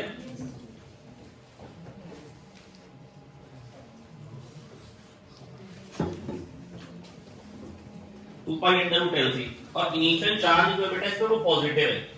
जैसे पार्टिकल जो है वो मैक्सिमा पे है, पॉजिटिव एक्सट्रीम पे, कहां पे? नहीं आया यार, जो यहाँ पे जैसे चार्ज ऑसिलेट करता है वहां पे पार्टिकल ऑसिलेट करता है, डिस्प्लेसमेंट वेरी करती है। तो बेटा अगर चार्ज अपनी एक्सट्रीम पे है, अभी यहाँ पे है पार्टिकल अपनी एक्सट्रीम पोजीशन पे, क्या बात याद आ गई, नहीं याद आ गई? अरे हाँ ना तो बोलो यार।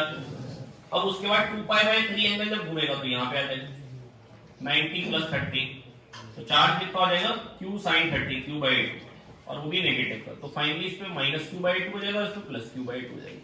2π/3 √LC टाइम बाद चार्ज प्लेट टू अटेन्स, बिल्कुल सही बात, ए ऑप्शन सही होगी। तो ए सही हो गया तो बी ऑटोमेटिकली गलत होगी। और अब बात आती π/4 √LC टाइम बाद क्या है, एनर्जी स्टोर्ड दोनों में बराबर होगी। कैसी बात हम कर चुके हैं, बिल्कुल, क्योंकि जब π/4 अगर जब ये घूमेगा तो चार्ज q/√2 हो जाएगा, और चार्ज q/√2 के तो एनर्जी क्या होगी उसके पास, हाफ होगी, तो आधी एनर्जी इसके पास हुई और आधी इंडक्टर के पास हुई, बिल्कुल सही बात है। 2π/3 √LC, energy stored in the electric field is twice the energy stored in the form of magnetic field. Charge half हुआ है बेटे, 2π/3 √LC टाइम पे चार्ज हाफ हुआ है, तो एनर्जी क्या हुई है 1/4 हुई। एनर्जी क्या हुई है, तो 3/4 उसके पास है, डबल नहीं 3/4, मतलब 3 टाइम्स उसके पास, इंडक्टर के पास 3 टाइम्स। अगला, at time π/LC magnitude of EMF induced across inductor is maximum. बेटा इंडक्टर में मैक्सिमम हो या कैपेसिटर में मैक्सिमम पोटेंशियल डिफरेंस, वो तो बेटा बराबर बात ही है यार, q/c। अरे हाँ ना बोलो यार, दोनों के क्रॉस बेटा VA - VB बराबर करके तो डिराइव किया था यार। तो क्या इंडक्टर के कैपेसिटर के क्रॉस सोचो q/c से simple, at t equal to π/LC, आधा ऑसिलेशन हो गया, तो चार्ज फिर से मैक्सिमम है कैपेसिटर के पास, बस खाली प्लस q माइनस, तो मैग्नीट्यूड ऑफ EMF जो होगा वो मैक्सिमम होगा, बिल्कुल सही बात।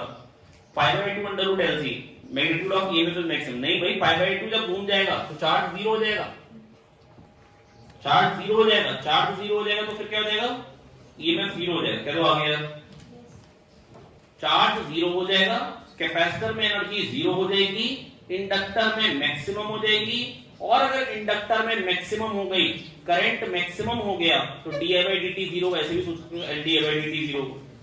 अरे हाँ ना बोलो। तो इंडक्टर में कब मैक्सिमम पोटेंशियल डिफरेंस या मैक्सिमम ईएमएफ डेवलप होता है, जब इंडक्टर में करंट जीरो, तब कैपेसिटर में चार्ज मैक्सिमम होगा। बेटा चार्ज, कुछ एनर्जी कैपेसिटर के पास है, कुछ इंडक्टर के पास है, और बेटा जब चार्ज मैक्सिमम होगा तभी Q/C बेटा पोटेंशियल डिफरेंस मैक्सिमम होगा, तभी इंडक्टर के क्रॉस पोटेंशियल डिफरेंस मैक्सिमम आएगा। अरे बोलो, आया समझ में यार?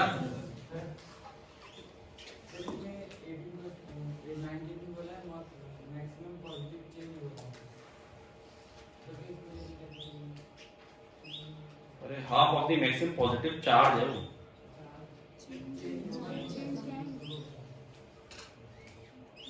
अरे मैं तो चार्ज ही पढ़ जा रहा हूँ।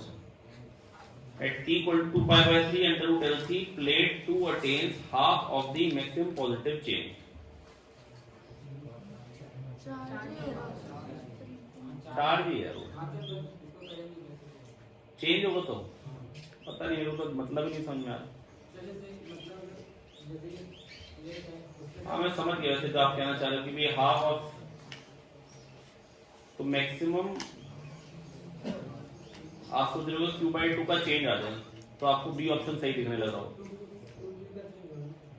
टोटल 2Q का वो मैक्सिमम हाफ पॉजिटिव चेंज कह रहे हैं, तो मतलब अगर ऐसे सोचे तो Q का भी मतलब पॉजिटिव वाला चेंज, Q अगर तो नेगेटिव आ रहा है, तो अगर वैसे सोचेगा 2Q का हाफ, मैं समझ रहा हूँ जो आप कहना चाह रहे हो। गलत है ना, मतलब वो लैंग्वेज ही गलत है यार, उसके बारे में सोचना ही क्या, जो गलत है उसके बारे में सोचेंगे। मतलब अगर आप ये कहना चाह रहे हो Q का चेंज कब आएगा, तो Q का चेंज आएगा π/2 under root LC। Right, at time t equal to pi under root LC, ये भी सही करा देंगे चार्ज, हालांकि इससे नंबर तो मिलेंगे नहीं, अगले साल मिलेंगे। At time t equal to pi under root LC, magnitude of EMF induced, magnitude of EMF induced across inductor is maximum. हाँ बिल्कुल सही बात है, π/2 अंडर रूट LC पे मिनिमम होगा, जीरो का मतलब when energy stored in inductor is maximum, EMF induced is maximum. No, when energy stored is minimum, inductor में जब एनर्जी मिनिमम होगी तो कैपेसिटर में मैक्सिमम होगा, चार्ज मैक्सिमम होगा, एंड एनर्जी भी, एंड हेंस पोटेंशियल डिफरेंस भी मैक्सिमम। चलो आगे समझ में। अरे हाँ की ना आया कि नहीं? आइए क्वेश्चन नंबर 21 देखते हैं बेटा। ये कॉलम वाले क्वेश्चन है, सिंपल। यहाँ पर कह रहे हैं कि बेटा जो टेंशन है वो 102.4 है, न्यू जो है वो 1 ग्राम पर मीटर है। आपसे पूछी गई फ्रीक्वेंसी कौन-कौन सी आ सकती है, इसमें फिक्स्ड एट बोथ एंड है, फिक्स्ड एट वन एंड है, ओपन एट बोथ एंड है, और ओपन एट वन एंड है, क्लोज एट वन एंड है। क्या तो आ गया? और बेटा बस याद क्या रखना होता है बेटा, देखो वेलोसिटी जब निकालोगे अंडर रूट t/nu तो निकाल ही लोगे। अरे क्या तो आ गया? अंडर रूट t/nu निकालेंगे 320 आएगा, और इसमें 320 वैसे ही है। तो जो इसकी फ्रीक्वेंसी आएगी वही इसकी, क्योंकि फंडामेंटल फ्रीक्वेंसी इसकी भी v/12 आएगी और इसकी भी v/12, तो v/12 क्या हो जाएगा 320। तो एक आंसर p तो आएगा ही है, और इसमें सारे हार्मोनिक्स आते हैं। 320 आएगा तो 640 भी आएगा, उसके बाद 960 भी आएगा, पर वो प्रेजेंट नहीं है, तो pq इसका आएगा और इसका भी pq आएगा ही आएगा। और इसका क्या आएगा बेटा v/4l। अगर v/12 की वैल्यू 320 तो v/4l क्या है 160, तो 160 अगर आएगा तो उसके बाद उसका 3 टाइम्स 480 भी आएगा, फिर 5 टाइम्स 800 भी आएगा। तो इसके लिए QSR है,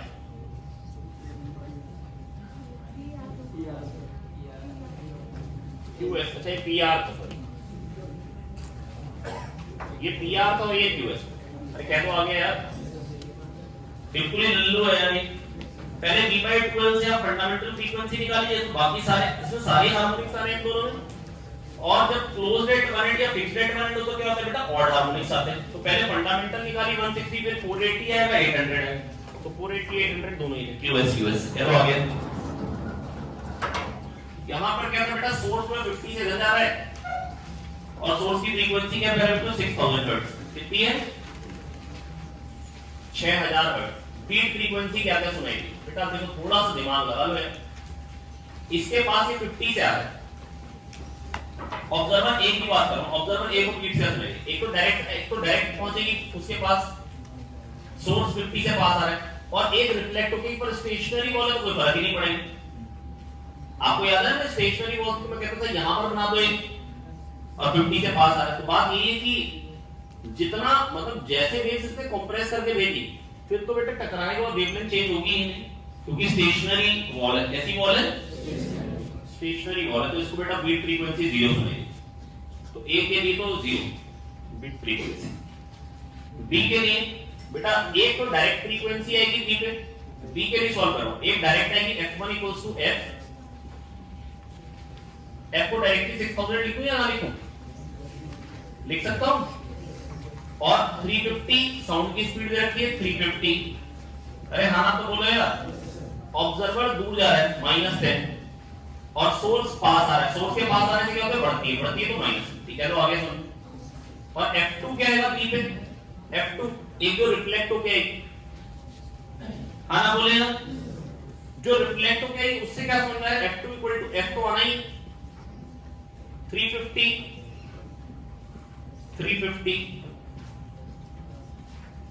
अब जो रिफ्लेक्ट होके आ रही है ये जो से कनेक्ट कर रही है, इसके लिए तो पास में आ रहा है, पास में आ रहा है तो +10 आ जाए। अरे हाँ ना बोले यार, नहीं है। और पास में आ रहा तो +10 और सोर्स तो पास में आएगा, वो तो वेव को कंप्रेस करेगा तो -50।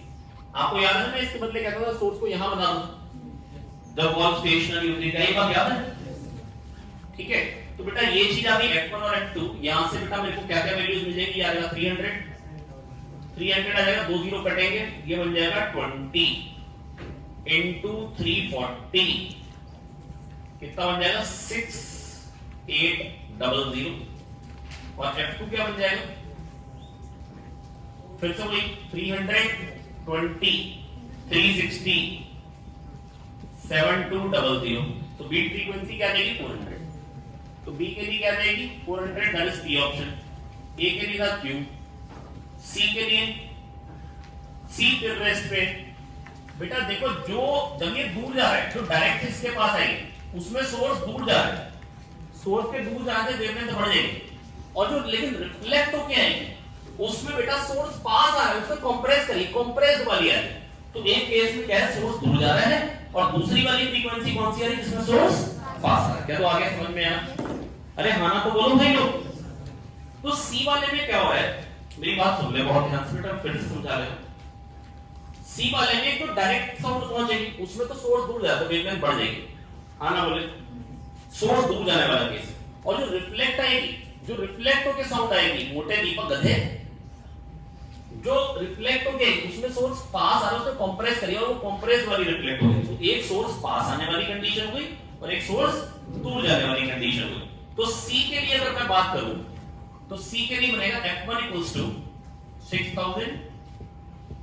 6350 ऑब्जर्वर रेस्ट पे है, और एक बार आ जाएगा 350 + 50 और एक बार आ जाएगा सोर्स जब पास आ रहा है 350 - 50 का 300 आ जाएगा। अरे कह दो आ गया यार, एक बार -50 है,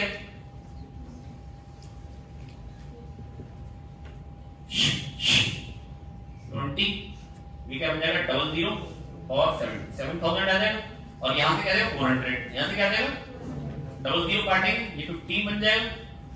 नहीं है समझ में? चलो लिख दे, ये बन गया 400।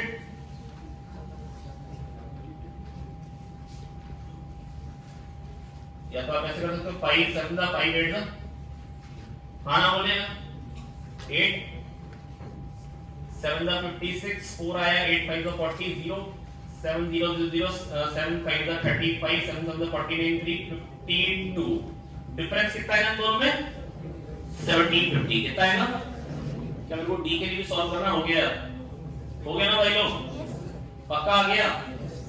ऐसी बीट फ्रीक्वेंसी आप डिफरेंस इन फ्रीक्वेंसी आप आराम से निकाल सकते हैं। बड़े अगले क्वेश्चन के लिए और बेटे ये क्वेश्चन बहुत ही शानदार क्वेश्चन है, और मेरे को जहां तक याद है शीट में भी एक ऐसा क्वेश्चन है, ऐसा आपको याद है ना? है ना ऐसा क्वेश्चन? रेलवे स्टेशन वाला, पर ये अच्छा क्वेश्चन है कि आपको आना चाहिए।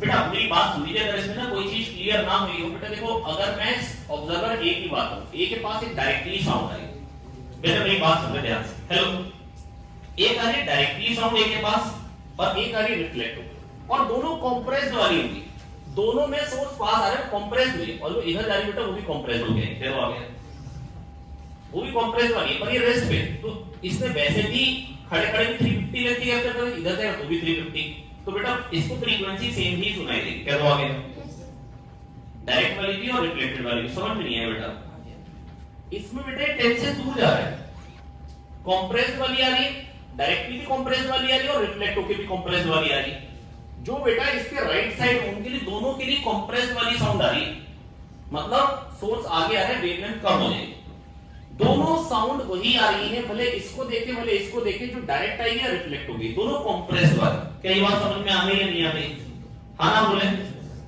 तो बेटा दोनों केस में भले बी के लिए मेरे को जब सॉल्व करना हो, दोनों केस, एक केस में ऑब्जर्वर दूर जा रहा होगा और जो रिफ्लेक्ट होके आएगी उसमें ऑब्जर्वर कह सकते हो आप पास आ रहे ज्यादा करेक्ट कर ले, तो एक बार प्लस वीओ आएगा, लेकिन वीएस के लिए तो दोनों केस में माइनस वीएस आएगा, क्योंकि सोर्स पास आ रहा है बढ़ेगी फ्रीक्वेंसी, चलो आगे, पर बेटा इधर वालों के केस में एक डायरेक्ट साउंड आएगी जो जिसकी वेवलेंथ ज्यादा होगी, एक बनेगी वो वाली कंडीशन, जैसे सी के लिए मैंने सॉल्व करके दिखाया, एक बनेगी वो वाली कंडीशन जब सोर्स दूर जा रहा है +50, और एक बनेगी वो वाली कंडीशन जब सोर्स पास आ रहा है, मतलब क्यों, क्योंकि जो उधर से रिफ्लेक्ट हो गई वहां पर से वेव को कंप्रेस करना, और वही कंप्रेस्ड वेव्स आ रही, तो एक आएगी सोर्स दूर जा रहा है लेफ्ट वालों के लिए, और एक आएगी जब सोर्स पास आ रहा है, क्योंकि कंप्रेस्ड वाली है, चलो आगे समझ में, अरे हाँ ना तो बोलो यार, डी के लिए भी वही कंडीशन होगी, डी के लिए भी, बस डी के लिए एक फायदे वाली बात है, क्या दोनों की वेलोसिटी बराबर है, तो रिलेटिव मोशन नहीं, एक तो जो डायरेक्ट फ्रीक्वेंसी आएगी जो इधर आएगी डायरेक्ट वाली, उसकी फ्रीक्वेंसी तो 6000 ही होगी, तो एक कैलकुलेशन नहीं करनी, और दूसरी वाली क्या होगी जो इधर जाएगी, बेटा आप देखिए ऐसा क्यों होता है बेटा, सेम फ्रीक्वेंसी आती है, वैसे पहले बता दूं, अगर दोनों की वेलोसिटी सेम है u है, तो बेटा खड़ा रहेगा तो v लेंथ में f वेव्स आती है, v प्लस u में f वेव्स आएंगी, और उससे कैप्चर भी v प्लस u लेंथ ही करनी, और v प्लस u में f वेव्स, कई बातें याद आ रही है, याद आ रही है बेटा ये बातें, अगली बात, अब डी वाले के लिए अगर मैं वो बात करूं जो रिफ्लेक्ट होके, तो बेटा सोर्स के पास जाने से कंप्रेस भी सोर्स से बढ़ाइए, और ऑब्जर्वर भी रिफ्लेक्ट वाली वेव को भाग के आगे ज्यादा लेंथ की कैप्चर, तो दूसरी जो f डैश आएगी वो क्या आएगी, v sorry f dash equal to f v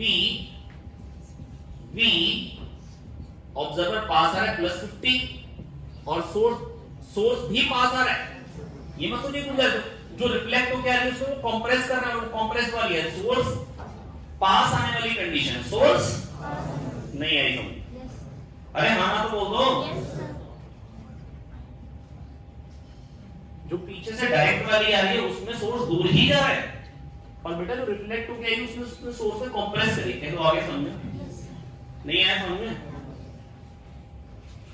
तो बेटा ये हो गया अपना अगर डॉपलर वाला क्वेश्चन, ये एक अच्छा क्वेश्चन है, हाँ भैया ये देखिए क्वेश्चन नंबर 23 बेटा 23 क्वेश्चन में कह रहे हैं कि एनर्जी ऑफ प्रोटॉन जो है वो 24x है, पर जो इलेक्ट्रॉन एब्जॉर्ब करता है वो केवल 25% एब्जॉर्ब करता है, कितनी एब्जॉर्ब करता है ना, तो ये 25 एब्जॉर्ब करता है, बिल्कुल हाइपोथेटिकल क्वेश्चन है, अब लेकिन इसमें और मजा, हम कह रहे हैं 25% तो 24x इसकी एनर्जी, तो एब्जॉर्ब कितनी कर रहा है 6x, और हाइड्रोजन एटम से निकालने का खर्चा कितना लगता है 13.6, और कह रहे हैं काइनेटिक एनर्जी इलेक्ट्रॉन के पास कितनी आ रही है 16.4, यहां से x बता, क्या बात समझ में आ गई, एनर्जी ऑफ प्रोटॉन 24x थी क्वेश्चन में गिवन है, लेकिन 25% इलेक्ट्रॉन ले रहे, तो इसका मतलब क्या होगा, 25% एब्जॉर्ब करता है, दैट इज 1/4, 24x का 25% कितना हो जाएगा बेटा 1/4, 25% मतलब, तो 6x उसमें 13.6 निकालने में खर्चा आया, और काइनेटिक एनर्जी को 16.4 मिल रही है, तो ये भी पारे दोनों का सम कितना आ जाएगा बेटा 30/6, x कितना आ जाएगा 5, अरे हाँ ना बोले यार,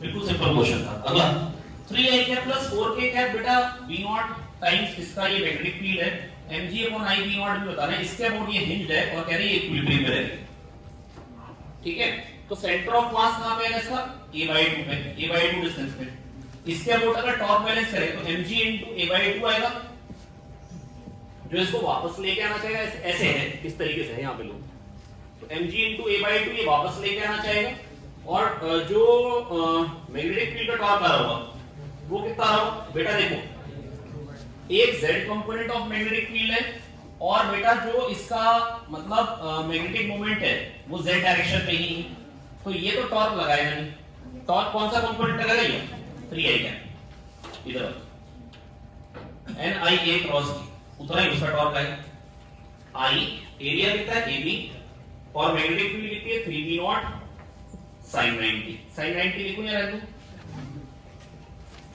NIAB नंबर ऑफ टर्न्स 1, पूछा गया हमसे mg upon I v0 b, एक कट जाए mg upon I v0 b is equal to 3 into 2 6 answer, सिंपल। नेक्स्ट कह रहे हीट डेवलप कितनी होगी, अंदर वाले में उसका रेजिस्टेंस R है, D रेडियस है बड़े वाले का, और कह रहे हैं ये बहुत छोटा है, ये बहुत छोटा है, इसका रेजिस्टेंस अंदर वाले का R, करेक्ट है। तो बेटा पहली बात म्यू नॉट करंट देगा 2t² म्यू नॉट I/2b, ये इसके सेंटर पे मतलब इसमें का करंट आई है तो यहाँ पे मैग्नेटिक फील्ड आ गई, म्यू नॉट I/2r ये मैग्नेटिक फील्ड हो गई, इनटू πa² ये फ्लक्स हो गया, d∅dt से इंड्यूस ईएमएफ आ जाएगा, कितना आ जाएगा 2t, ये 2 कट जाएगा, 2 म्यू नॉट πa² t ये ईएमएफ आ गया, और e² होती है पावर, पावर क्या होती है e², अरे हाँ ना बोलो b², तो क्या बन जाएगा 4 म्यू नॉट स्क्वायर π² a की power 4 by b² t² dt का इंटीग्रल करना है 0 से t तक, b² और r की पावर b² और r dt का इंटीग्रेशन करेंगे, टोटल हीट डेवलप पता लग जाएगी, ऊपर तो 4 आ गया, नीचे का कांस्टेंट t पूछा तो t³/3 है, कांस्टेंट क्या आ गया 3, हाँ ना बोलो, अच्छा b² और r का r छूट गया, b² और r dt का इंटीग्रेशन किया और ये बड़े आराम से 3 मिल जाएगा। अगला क्वेश्चन है 5 मीटर एक की वेवलेंथ है, 5.5 मीटर दूसरे की वेवलेंथ है, बताओ बीट फ्रीक्वेंसी कितनी होगी, v/λ1 से एक की फ्रीक्वेंसी आ गई, v/λ2 से दूसरे की फ्रीक्वेंसी आ गई, नहीं आया, v/λ1 से एक की फ्रीक्वेंसी, v/λ2 से दूसरे की फ्रीक्वेंसी, हेलो बंद करो, v/λ1 से एक की फ्रीक्वेंसी, v/λ2 से दूसरे की फ्रीक्वेंसी, डिफरेंस ले लेंगे बीट फ्रीक्वेंसी आ जाएगी, अरे माना बोलो भाई। अगला 94 डेसिबल एक कार की नॉइस है, और कह रहे हैं साउंड लेवल है, और 100 डेसिबल मैक्सिमम परमिसिबल वैल्यू, तो कितनी कार इकट्ठी खड़ी कर सकते हैं। मैंने आपको ये बताया था कि अगर इंटेंसिटी डबल करते हैं तो साउंड लेवल डबल नहीं होता, 3 से बढ़ता है, और इंटेंसिटी 4 टाइम्स करते हैं तो 6 से बढ़ता है, मतलब 4 टाइम्स कर सकते हैं मैक्सिमम, और कह रहे हैं सेम फेज में है, और अगर सेम फेज में तो एम्पलीट्यूड डबल हो जाते हैं और इंटेंसिटी 4 टाइम्स हो जाती है, तो हम मैक्सिमम इंटेंसिटी 4 टाइम्स कर सकते हैं, दैट इज मैक्सिमम 2 ही कारें इकट्ठे मतलब गाना गा सकती है, क्या तो आगे समझ में आ गया। अगला क्वेश्चन है 28, इसमें बेटा क्या कह रहे हैं, इसमें कह रहे हैं ऑर्गन पाइप है, आप देखिए अब इसमें स्पीड जो है ना करने की वो रिलेटिवली अपने आप तेज होगी, है ना, ऐसा। अब इसमें एक तो क्वेश्चन का लेवल भी आसान है इंटीग्रल टाइप में, और एक ही चीज पूछ रहे हैं, हमारे को दिमाग नहीं लग रहा, तो इसमें थर्ड ओवरटोन में पाइप बज रहा है, थर्ड ओवरटोन का मतलब कितने लूप हो जाएंगे, 3 तो कंप्लीट लूप हो जाएंगे, 1 2 3, और क्लोज्ड एंड से 3l/7 पे, हमारी बुक में जो क्वेश्चन था उसमें l/7 पे पूछा था एम्पलीट्यूड, इनमें 3l/7 पूछा है, अरे हाँ ना तो बोलो यार, 1 2 3 4 5 6 7, ये 7 ये l/7 इतनी लेंथ है खाली, अरे कह दो आगे l/7 into 7 ये बन गया, कह दो आगे समझ में आया, नहीं आया, ये l/7 है, 2l/7 ये 3l/7, और 3l/7 पे एम्पलीट्यूड क्या है, फिर से a ही आ रहा है, फिर से a ही आ रहा है, तो 3l/7 पे a, ये कह रहे हैं xa/2, तो x क्या होगा 2, x क्या होगा 2, है ना। 29th बेटा जो क्वेश्चन है उसमें कह रहे हैं मैग्नेटिक फील्ड में, एक मैग्नेटिक फील्ड है 5 मीटर रेडियस पे, और उसमें पूरे में एक रिंग है, पूरे में कह रहे हैं मतलब 5 मीटर की एक रिंग है, दोनों के सेंटर मैग्नेटिक फील्ड का सेंटर और इसका सेंटर कोइंसाइड कर रहे हैं, 4 मीटर पर सेकंड से जा रही है, 2 सेकंड बाद कितना ईएमएफ डेवलप होगा इस लूप में ये बता रहे हैं, 2 सेकंड बाद, 2 सेकंड में कितना आगे आ जाएगी, 4 मीटर पर सेकंड से जाएगी 8 मीटर आगे आ जाएगी, कितना आगे आ जाएगी, तो 2 मीटर पोर्शन इसके अंदर रह जाएगा, सेंटर इसका कहां होगा, यहाँ पे सेंटर 8 आगे आ गया, कितना आगे आ गया 8, और ये चीज हो जाएगी 4, ये रेडियस है 5। अरे माना तो बोलो, अब ये 4 है, ये 5 है, तो ये ऑटोमेटिकली 3 हो गया, और नीचे वाला भी फिर 3 हो गया। अरे यार 3 4 5 का ट्रायंगल तो पता ही है। तो ये 6 लेंथ इसके अंदर है, ईएमएफ किसमें डेवलप होगा, इस वाले पार्ट में या पूरे में, इस वाले पार्ट में। और V cross V dot L में L कौन सा होता है, इनिशियल से फाइनल को ज्वाइन करने वाला डेप्थ वेक्टर। VLV है और L की वैल्यू कितनी है 6। V कितना दे रखा है, VLV आना है, L 6 है और V 4 है, 6 4 है 24 और V कितना है, V कितना है 1/4। ईएमएफ कितना आ गया 6 वोल्ट, कितना आ गया खत्म। अगला क्वेश्चन है, आपसे पूछा गया यहाँ पे टर्मिनल वेलोसिटी कितनी आएगी। अगर ऐसे है, ये मैंने आपको बताया था कि काफी इंपॉर्टेंट क्वेश्चन रहता है ये वाला। अब देखो बेटा, बात सुनो बहुत ध्यान से। ये है, ये आ रहा है नीचे इस तरीके से, इसको अगर मैं साइड व्यू लूं इसका, तो एग्जैक्टली ये बन जाए। कह दो आगे समझना, मेरे को रॉड का एक खाली क्रॉस सेक्शन दिखाई देगा, आप समझ रहे हैं, ये ऐसे नीचे है, यहाँ पे रेजिस्टर। अरे कह दो आगे समझो। अच्छा एक बात बताइए, V के कारण फ्लक्स कट होगा, V cos 30 के कारण या V sin 30 के कारण, मेरे को ये बताइए। मैग्नेटिक फील्ड होगा, क्या इतना सोच सकते हो या नहीं सोच सकते हो। जब V cross B dot L से करके दिखाओ, V sin 30 के कारण कोई फ्लक्स कट नहीं होगा, V cos 30 के कारण मैग्नेटिक फील्ड लाइन कट करेगा। कह दो आगे समझ में आ रहा है। तो ईएमएफ क्या डेवलप होगा, VLV cos 30। अरे हाँ ना तो बोलो यार, ये ईएमएफ आ गया, अपॉन रेजिस्टेंस ये करंट आ गया, ILV ये फोर्स, और ये फोर्स किधर को आएगा, मेरे को पता है वो फ्लक्स चेंज को अपोज करेगा, इधर जाने से आ रहा है, तो ILV का बस डायरेक्शन देखना, तो ILV इधर को आएगा हॉरिजॉन्टल, तो ILV इधर को आ गया। तो कौन का कंपोनेंट कौन सा है, cos 30 या sin 30, cos 30। ILV cos 30 जब mg sin 30 के बराबर हो जाएगा, ये ILV cos 30 है, बस जब ये mg sin 30 के बराबर हो जाएगा तो स्पीड नहीं बढ़ेगी। जब तक mg sin 30 ज्यादा होगा तब तक स्पीड बढ़ती जाएगी। अरे हाँ ना बोलो यार, फोर्स लग रहा है mg sin 30, जब तक स्पीड बढ़ती है, ईएमएफ बढ़ता है, करंट बढ़ता जाएगा, ILV फोर्स बढ़ता जाएगा। एक टाइम आएगा जब ILV cos 30 mg sin 30 के बराबर हो जाए, स्पीड बढ़नी बंद हो जाएगी, जिसको बोलते हैं टर्मिनल स्पीड। यहां से निकालें। अरे हाँ ना बोलो यार, जब ये आ रहा है बेटा V cross V dot L, अगर आपको ऐसे ही देखना है तो V क्रॉस V आएगा V sin 90 plus 30, sin 90 plus 30 हो जाएगा cos 30।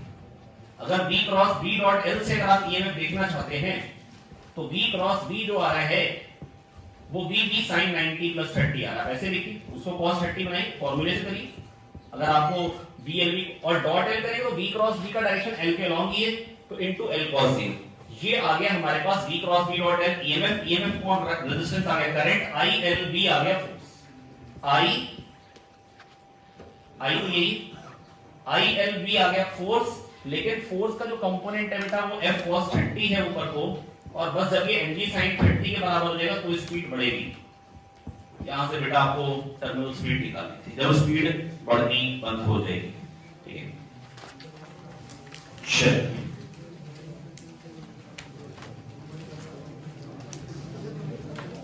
कल सुबह तक 30 क्वेश्चन आने चाहिए आपको। प्लस डॉपलर रिवाइज करके आना आप।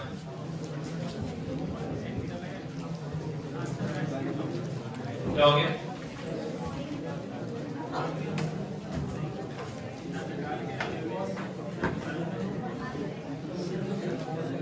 क्या कह रहा बंद नहीं।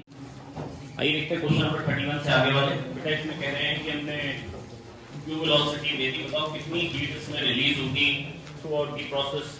बेटा पक्का ही है कि मैग्नेटिक फील्ड यहाँ पे है, ये में जनरेट हुआ करंट आएगा और हल्के हल्के रुक जाएगा, तो जितना भी इसके पास एनर्जी थी वो सारी किस फॉर्म में निकल जाएगी, हीट की फॉर्म में। Simply half M v square, half M, और मास कितना रहता है क्वेश्चन में 2 kg, हाफ 2 into 3 स्क्वायर, बस 9 आंसर हो गया, 9 हीट की फॉर्म में निकल गया। क्या तो आ गया, बहुत ही बेकार था। कह रहे हैं कि मतलब पूरे प्रोसेस में कितनी हीट निकलेगी, जितनी काइनेटिक एनर्जी उतनी हीट निकल जाएगी। हाँ ना बोले यार, नहीं पल्ले पड़ा गया। नेक्स्ट क्वेश्चन में बेटा कह रखा है कि जैसे ही इसको क्लोज करेंगे तो करंट कितना आएगा बैटरी से? बेटा इंडक्टर जीरो टाइम पे कैसे बिहेव करता है? इनफाइनाइट रेजिस्टेंस, तो इस ब्रांच में कोई करंट नहीं जाने वाला। और कैपेसिटर कैसे बिहेव करता है? Zero resistance. कैसे बिहेव करता है? बस E by R करंट आ जाएगा 10/2 दैट इज 5 एम्पीयर। कितना आ जाएगा? उसमें तो जाएगा नहीं ऊपर वाली ब्रांच। हाँ बोले हो गया नहीं हो गया? बहुत ही बेकार है। अगला क्वेश्चन, क्वेश्चन नंबर 33। ये कह रहे हैं कि बेटा यहाँ LC और XL XC के बराबर है, तो इंपेडेंस में इन दोनों का तो रोल आएगा नहीं, ये तो कट जाएंगे। मतलब ये है या नहीं है, ये खाली फैशन में लिखो, ये खाली इसको उड़ा दो, कोई फर्क नहीं पड़ेगा। और XL इसका कितना हो जाएगा? ओमेगा है। ओमेगा क्या है बेटा? 2πf 60 पाई इनटू 1/पाई 60 हर्ट्ज हो गया, 60 ओम हो गया। XL हो गया 60 ओम, R है 80, तो बेटा Z कितना आ जाएगा? √60² प्लस 80², Z आ जाएगा 100। क्या तो आगे समझ में आ रहा है? और करंट आ रखा है हमारे पास 1 एम्पीयर। करंट कितना आ रहा है? और करंट होता है V/Z। करंट कितना होता है? V/Z, मतलब V और Z बराबर है, क्योंकि करंट 1 एम्पीयर है तो V कितना होगा? 100 ही होगा, क्योंकि Z 100 है। और V अगर 100 होगा, क्वेश्चन में पूछा गया V/20 कितना है, तो 100/20 दैट इज 5। ये आसान क्वेश्चन था, आप देखिए, आप इंटीजर टाइप से आप करते क्वेश्चन आप देखिए, क्वेश्चन में है क्या नहीं कह रहा। अच्छे क्वेश्चन है, अच्छे क्वेश्चन भी है, लेकिन ज्यादा क्वेश्चन बहुत आसान। ये बिल्कुल हल्का सा ही लेंदी है, इस क्वेश्चन में भी ऐसा कुछ नहीं है कि मैं कहूँगी बहुत लेंदी है, बहुत ही आसान क्वेश्चन। इनफैक्ट एसी वो चैप्टर्स में से ही है जैसे आपका मतलब आसान क्वेश्चन मिल जाते हैं।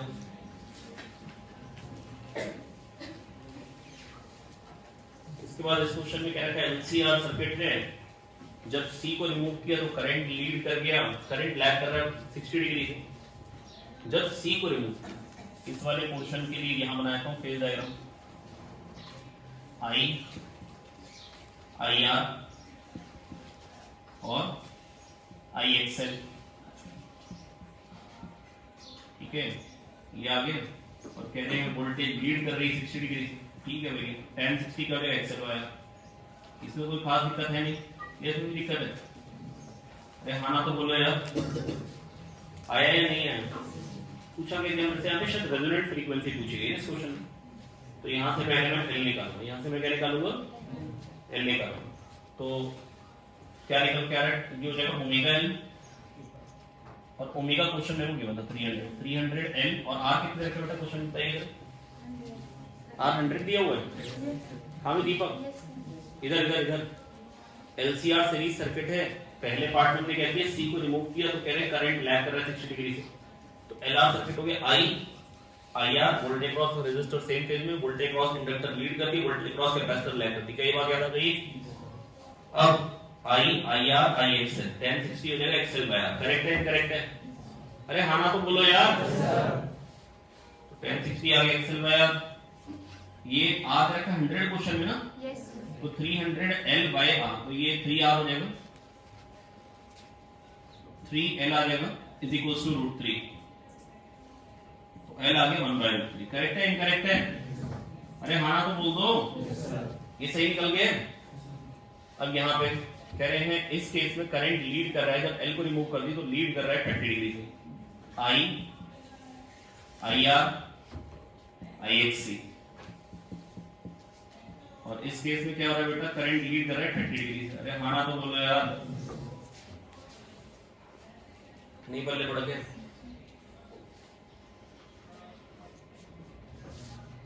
तो tan 30 कितना हो जाएगा? tan 30 कितना हो जाएगा? XC by R। tan 30 XC क्या होगा बेटा? 1/ωc 1/300, और 100 एक और आ जाएगा, और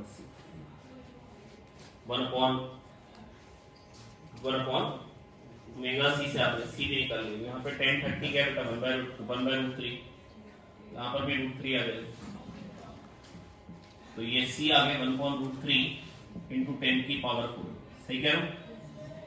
और फ्रीक्वेंसी क्या होती है? रेजोनेंट फ्रीक्वेंसी 1/2π√L से, 1/2π√L कितना है? 1/√3। C कितना है? 1/√3 इंटू 10 की पावर 4। अरे हाँ ना तो बोलो यार, खत्म हो गया। अब आगे बताओ, अब आगे कैलकुलेशन तो बेकार हो गया।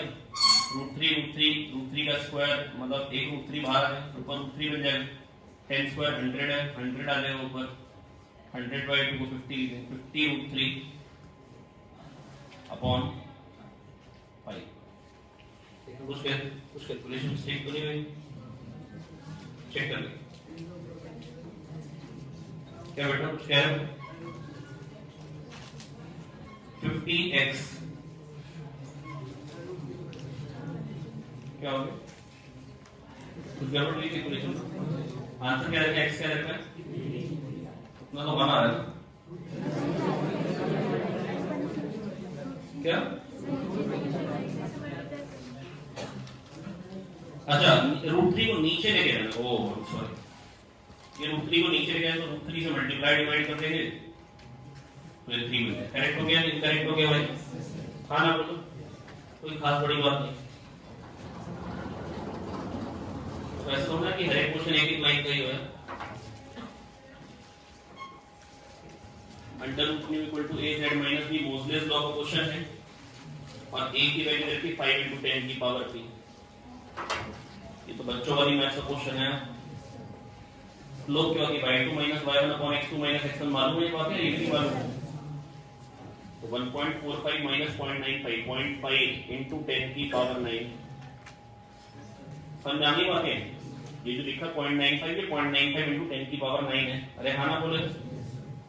अपॉन x2 - x1 जो कि क्या है 10, तो ये क्या हो जाएगा 5 × 10 की पावर 7। सही कह रहा हूं? और कह रहे हैं स्लोप जो है वो 5 × 10 की पावर 3। अरे हाँ ना बोलो यार, क्वेश्चन में एक जो है a स्लोप होती है under root nu equal to a z minus b। याद है? भूल चुके हैं? करके दिखाऊंगा, याद आ गया पूरा अच्छे से?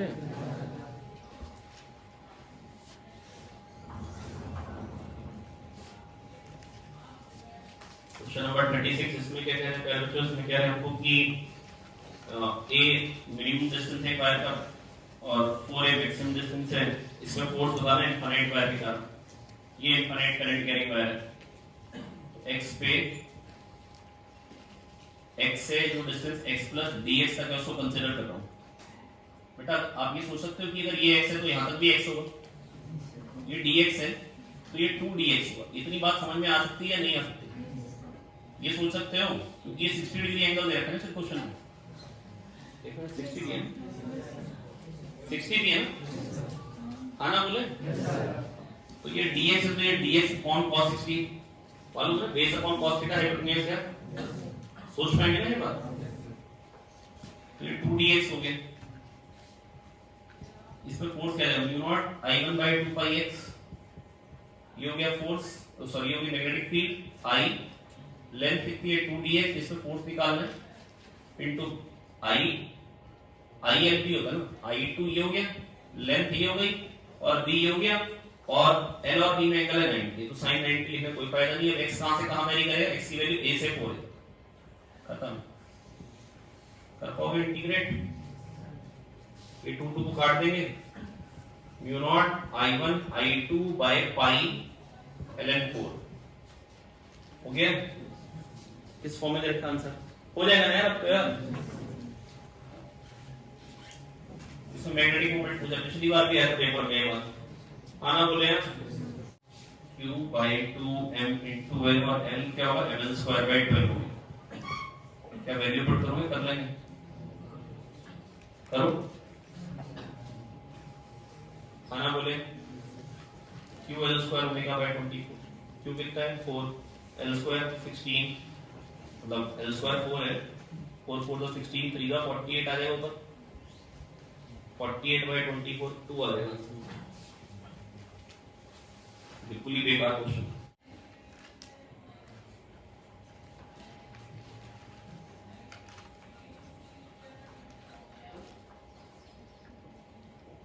x पे बहुत छोटा सा dx की रिंग लेनी घूम रही है, डिस्क ये डिस्क घूम रही है ऐसे, है ना?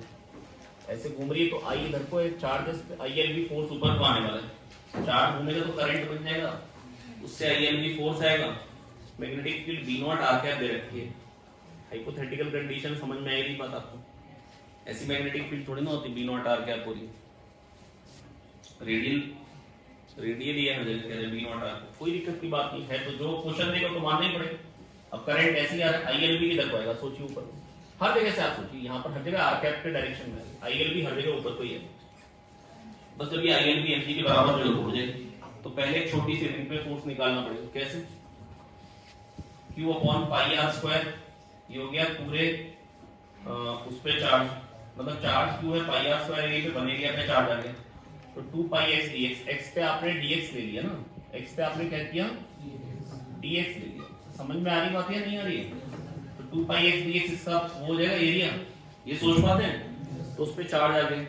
और अब एक टाइम पीरियड में, एक टाइम पीरियड में मतलब इस क्रॉस सेक्शन को ले लो, एक टाइम पीरियड में पूरा ये चार्ज निकल जाएगा तो Q/T करंट हो जाएगा, और टाइम पीरियड क्या होता है 2π/ω, ये करंट आ गया इस रिंग का। अब फोर्स क्या है, हर एक के ऊपर को ही आ रहा है, तो ILB0, लेंथ क्या है 2πx ILB0, ये आ गया फोर्स। ये क्या आ गया, ये छोटी सी रिंग पे है, 0 से आप इंटीग्रेट करोगे तो सारी रिंग पे मिला के जो फोर्स आ जाएगा ऊपर को, तो वो mg के बराबर हो जाएगा, हो जाएगी, खत्म बात। क्या तो आ गया, फिर से बोल देता हूं बेटा, मेरी बात सुन ले बहुत ध्यान से बेटा। पाई आर स्क्वायर चार्ज है Q एरिया पे, मतलब Q चार्ज है पाई आर स्क्वायर एरिया पे, तो 1 एरिया पे क्या देगा Q/पाई आर स्क्वायर, 1 एरिया पे क्या देगा Q/, अरे हाँ ना तो बोलो भाई, दिल्ली में इधर देखने Q चार्ज है पाई आर स्क्वायर एरिया पे, 1 एरिया पे चार्ज है Q upon pi R square. अब ये तो समझ पाते हैं ना, 2πx इसका पेरीमीटर हो गया, dx इसकी थिकनेस है, इसको काट के निकाल के दोगे तो 2πx dx इसकी एरिया हो जाएगा। 1 एरिया पे चार्ज ये तो 2πx dx एरिया पे कितना चार्ज है इनटू 2πx dx। अब बेटा अगर ये रिंग पे चार्ज आपको पता लग गया तो अगर एक टाइम पीरियड में पूरा चार्ज रिंग का निकल जाएगा इस क्रॉस सेक्शन से, तो Q/T करंट हो जाएगा, तो अपॉन 2π/ω कर दिए, Q/T से करंट आ गया, ILB से फोर्स। इस रिंग पे हर एक एलिमेंट पे IDLB ऊपर को है, IDLB ऊपर को है, तो I length 2πx into b1, ये टोटल फोर्स हो गया रिंग पे। ऐसे सारी की सारी रिंग पर फोर्स निकालेंगे 0 से r इंटीग्रेट करके, अरे हाँ ना बोले यार, जब वो mg के बराबर हो जाएगा तो डिस्क उड़ जाएगी, हाँ ना बोलो।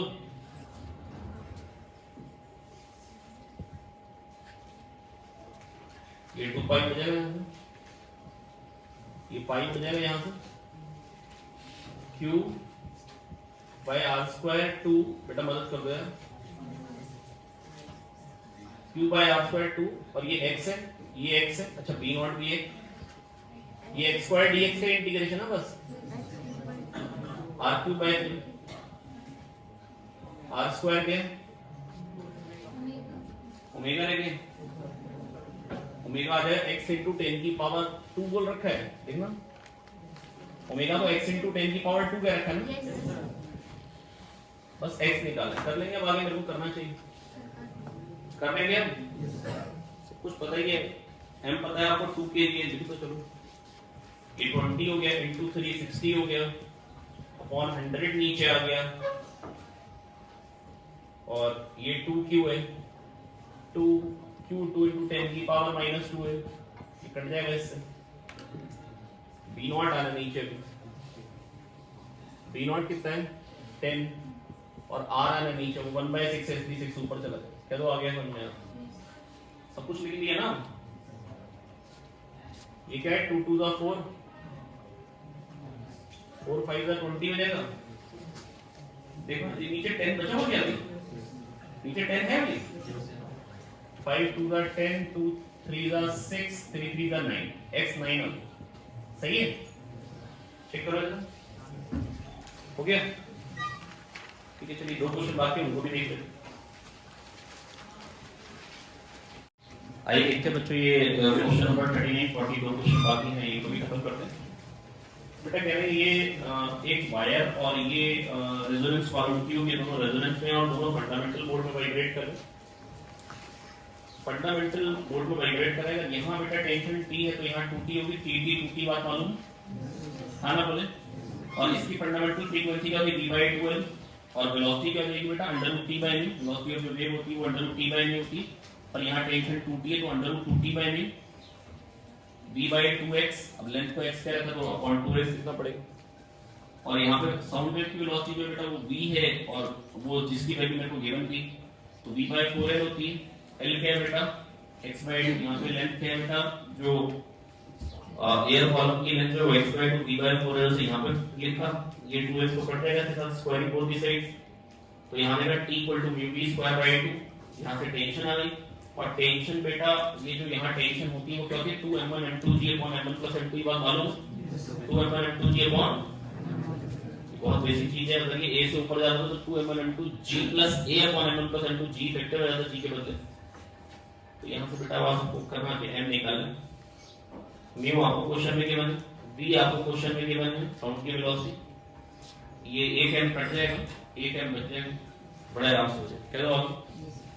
अगला क्वेश्चन है, रेस हो रही है, दोनों कार्स की फ्रीक्वेंसी 300 है और फिनिशिंग लाइन पे जो ऑब्जर्व्ड फ्रीक्वेंसी आ रही है, फिनिशिंग लाइन पे जो ऑब्जर्व्ड फ्रीक्वेंसी आ रही है मोहित, वो निकल के आ रही 330 और 360, इसका मतलब एक कार तेज चल रही है जिसकी फ्रीक्वेंसी ज्यादा सुनाई दे रही है और एक कार हल्के चल रही है जिसकी फ्रीक्वेंसी कम सुनाई दे रही है, तो 330 क्या हो जाएगा, f dash is equals to f 300, observer तो वही रुका हुआ जो ऑब्जर्व कर रहे हैं, v ऑब्जर्वर रेस्ट में सोर्स पास में आ रहा है इसलिए बड़े, सोर्स नीचे आता है, याद आ गई बात।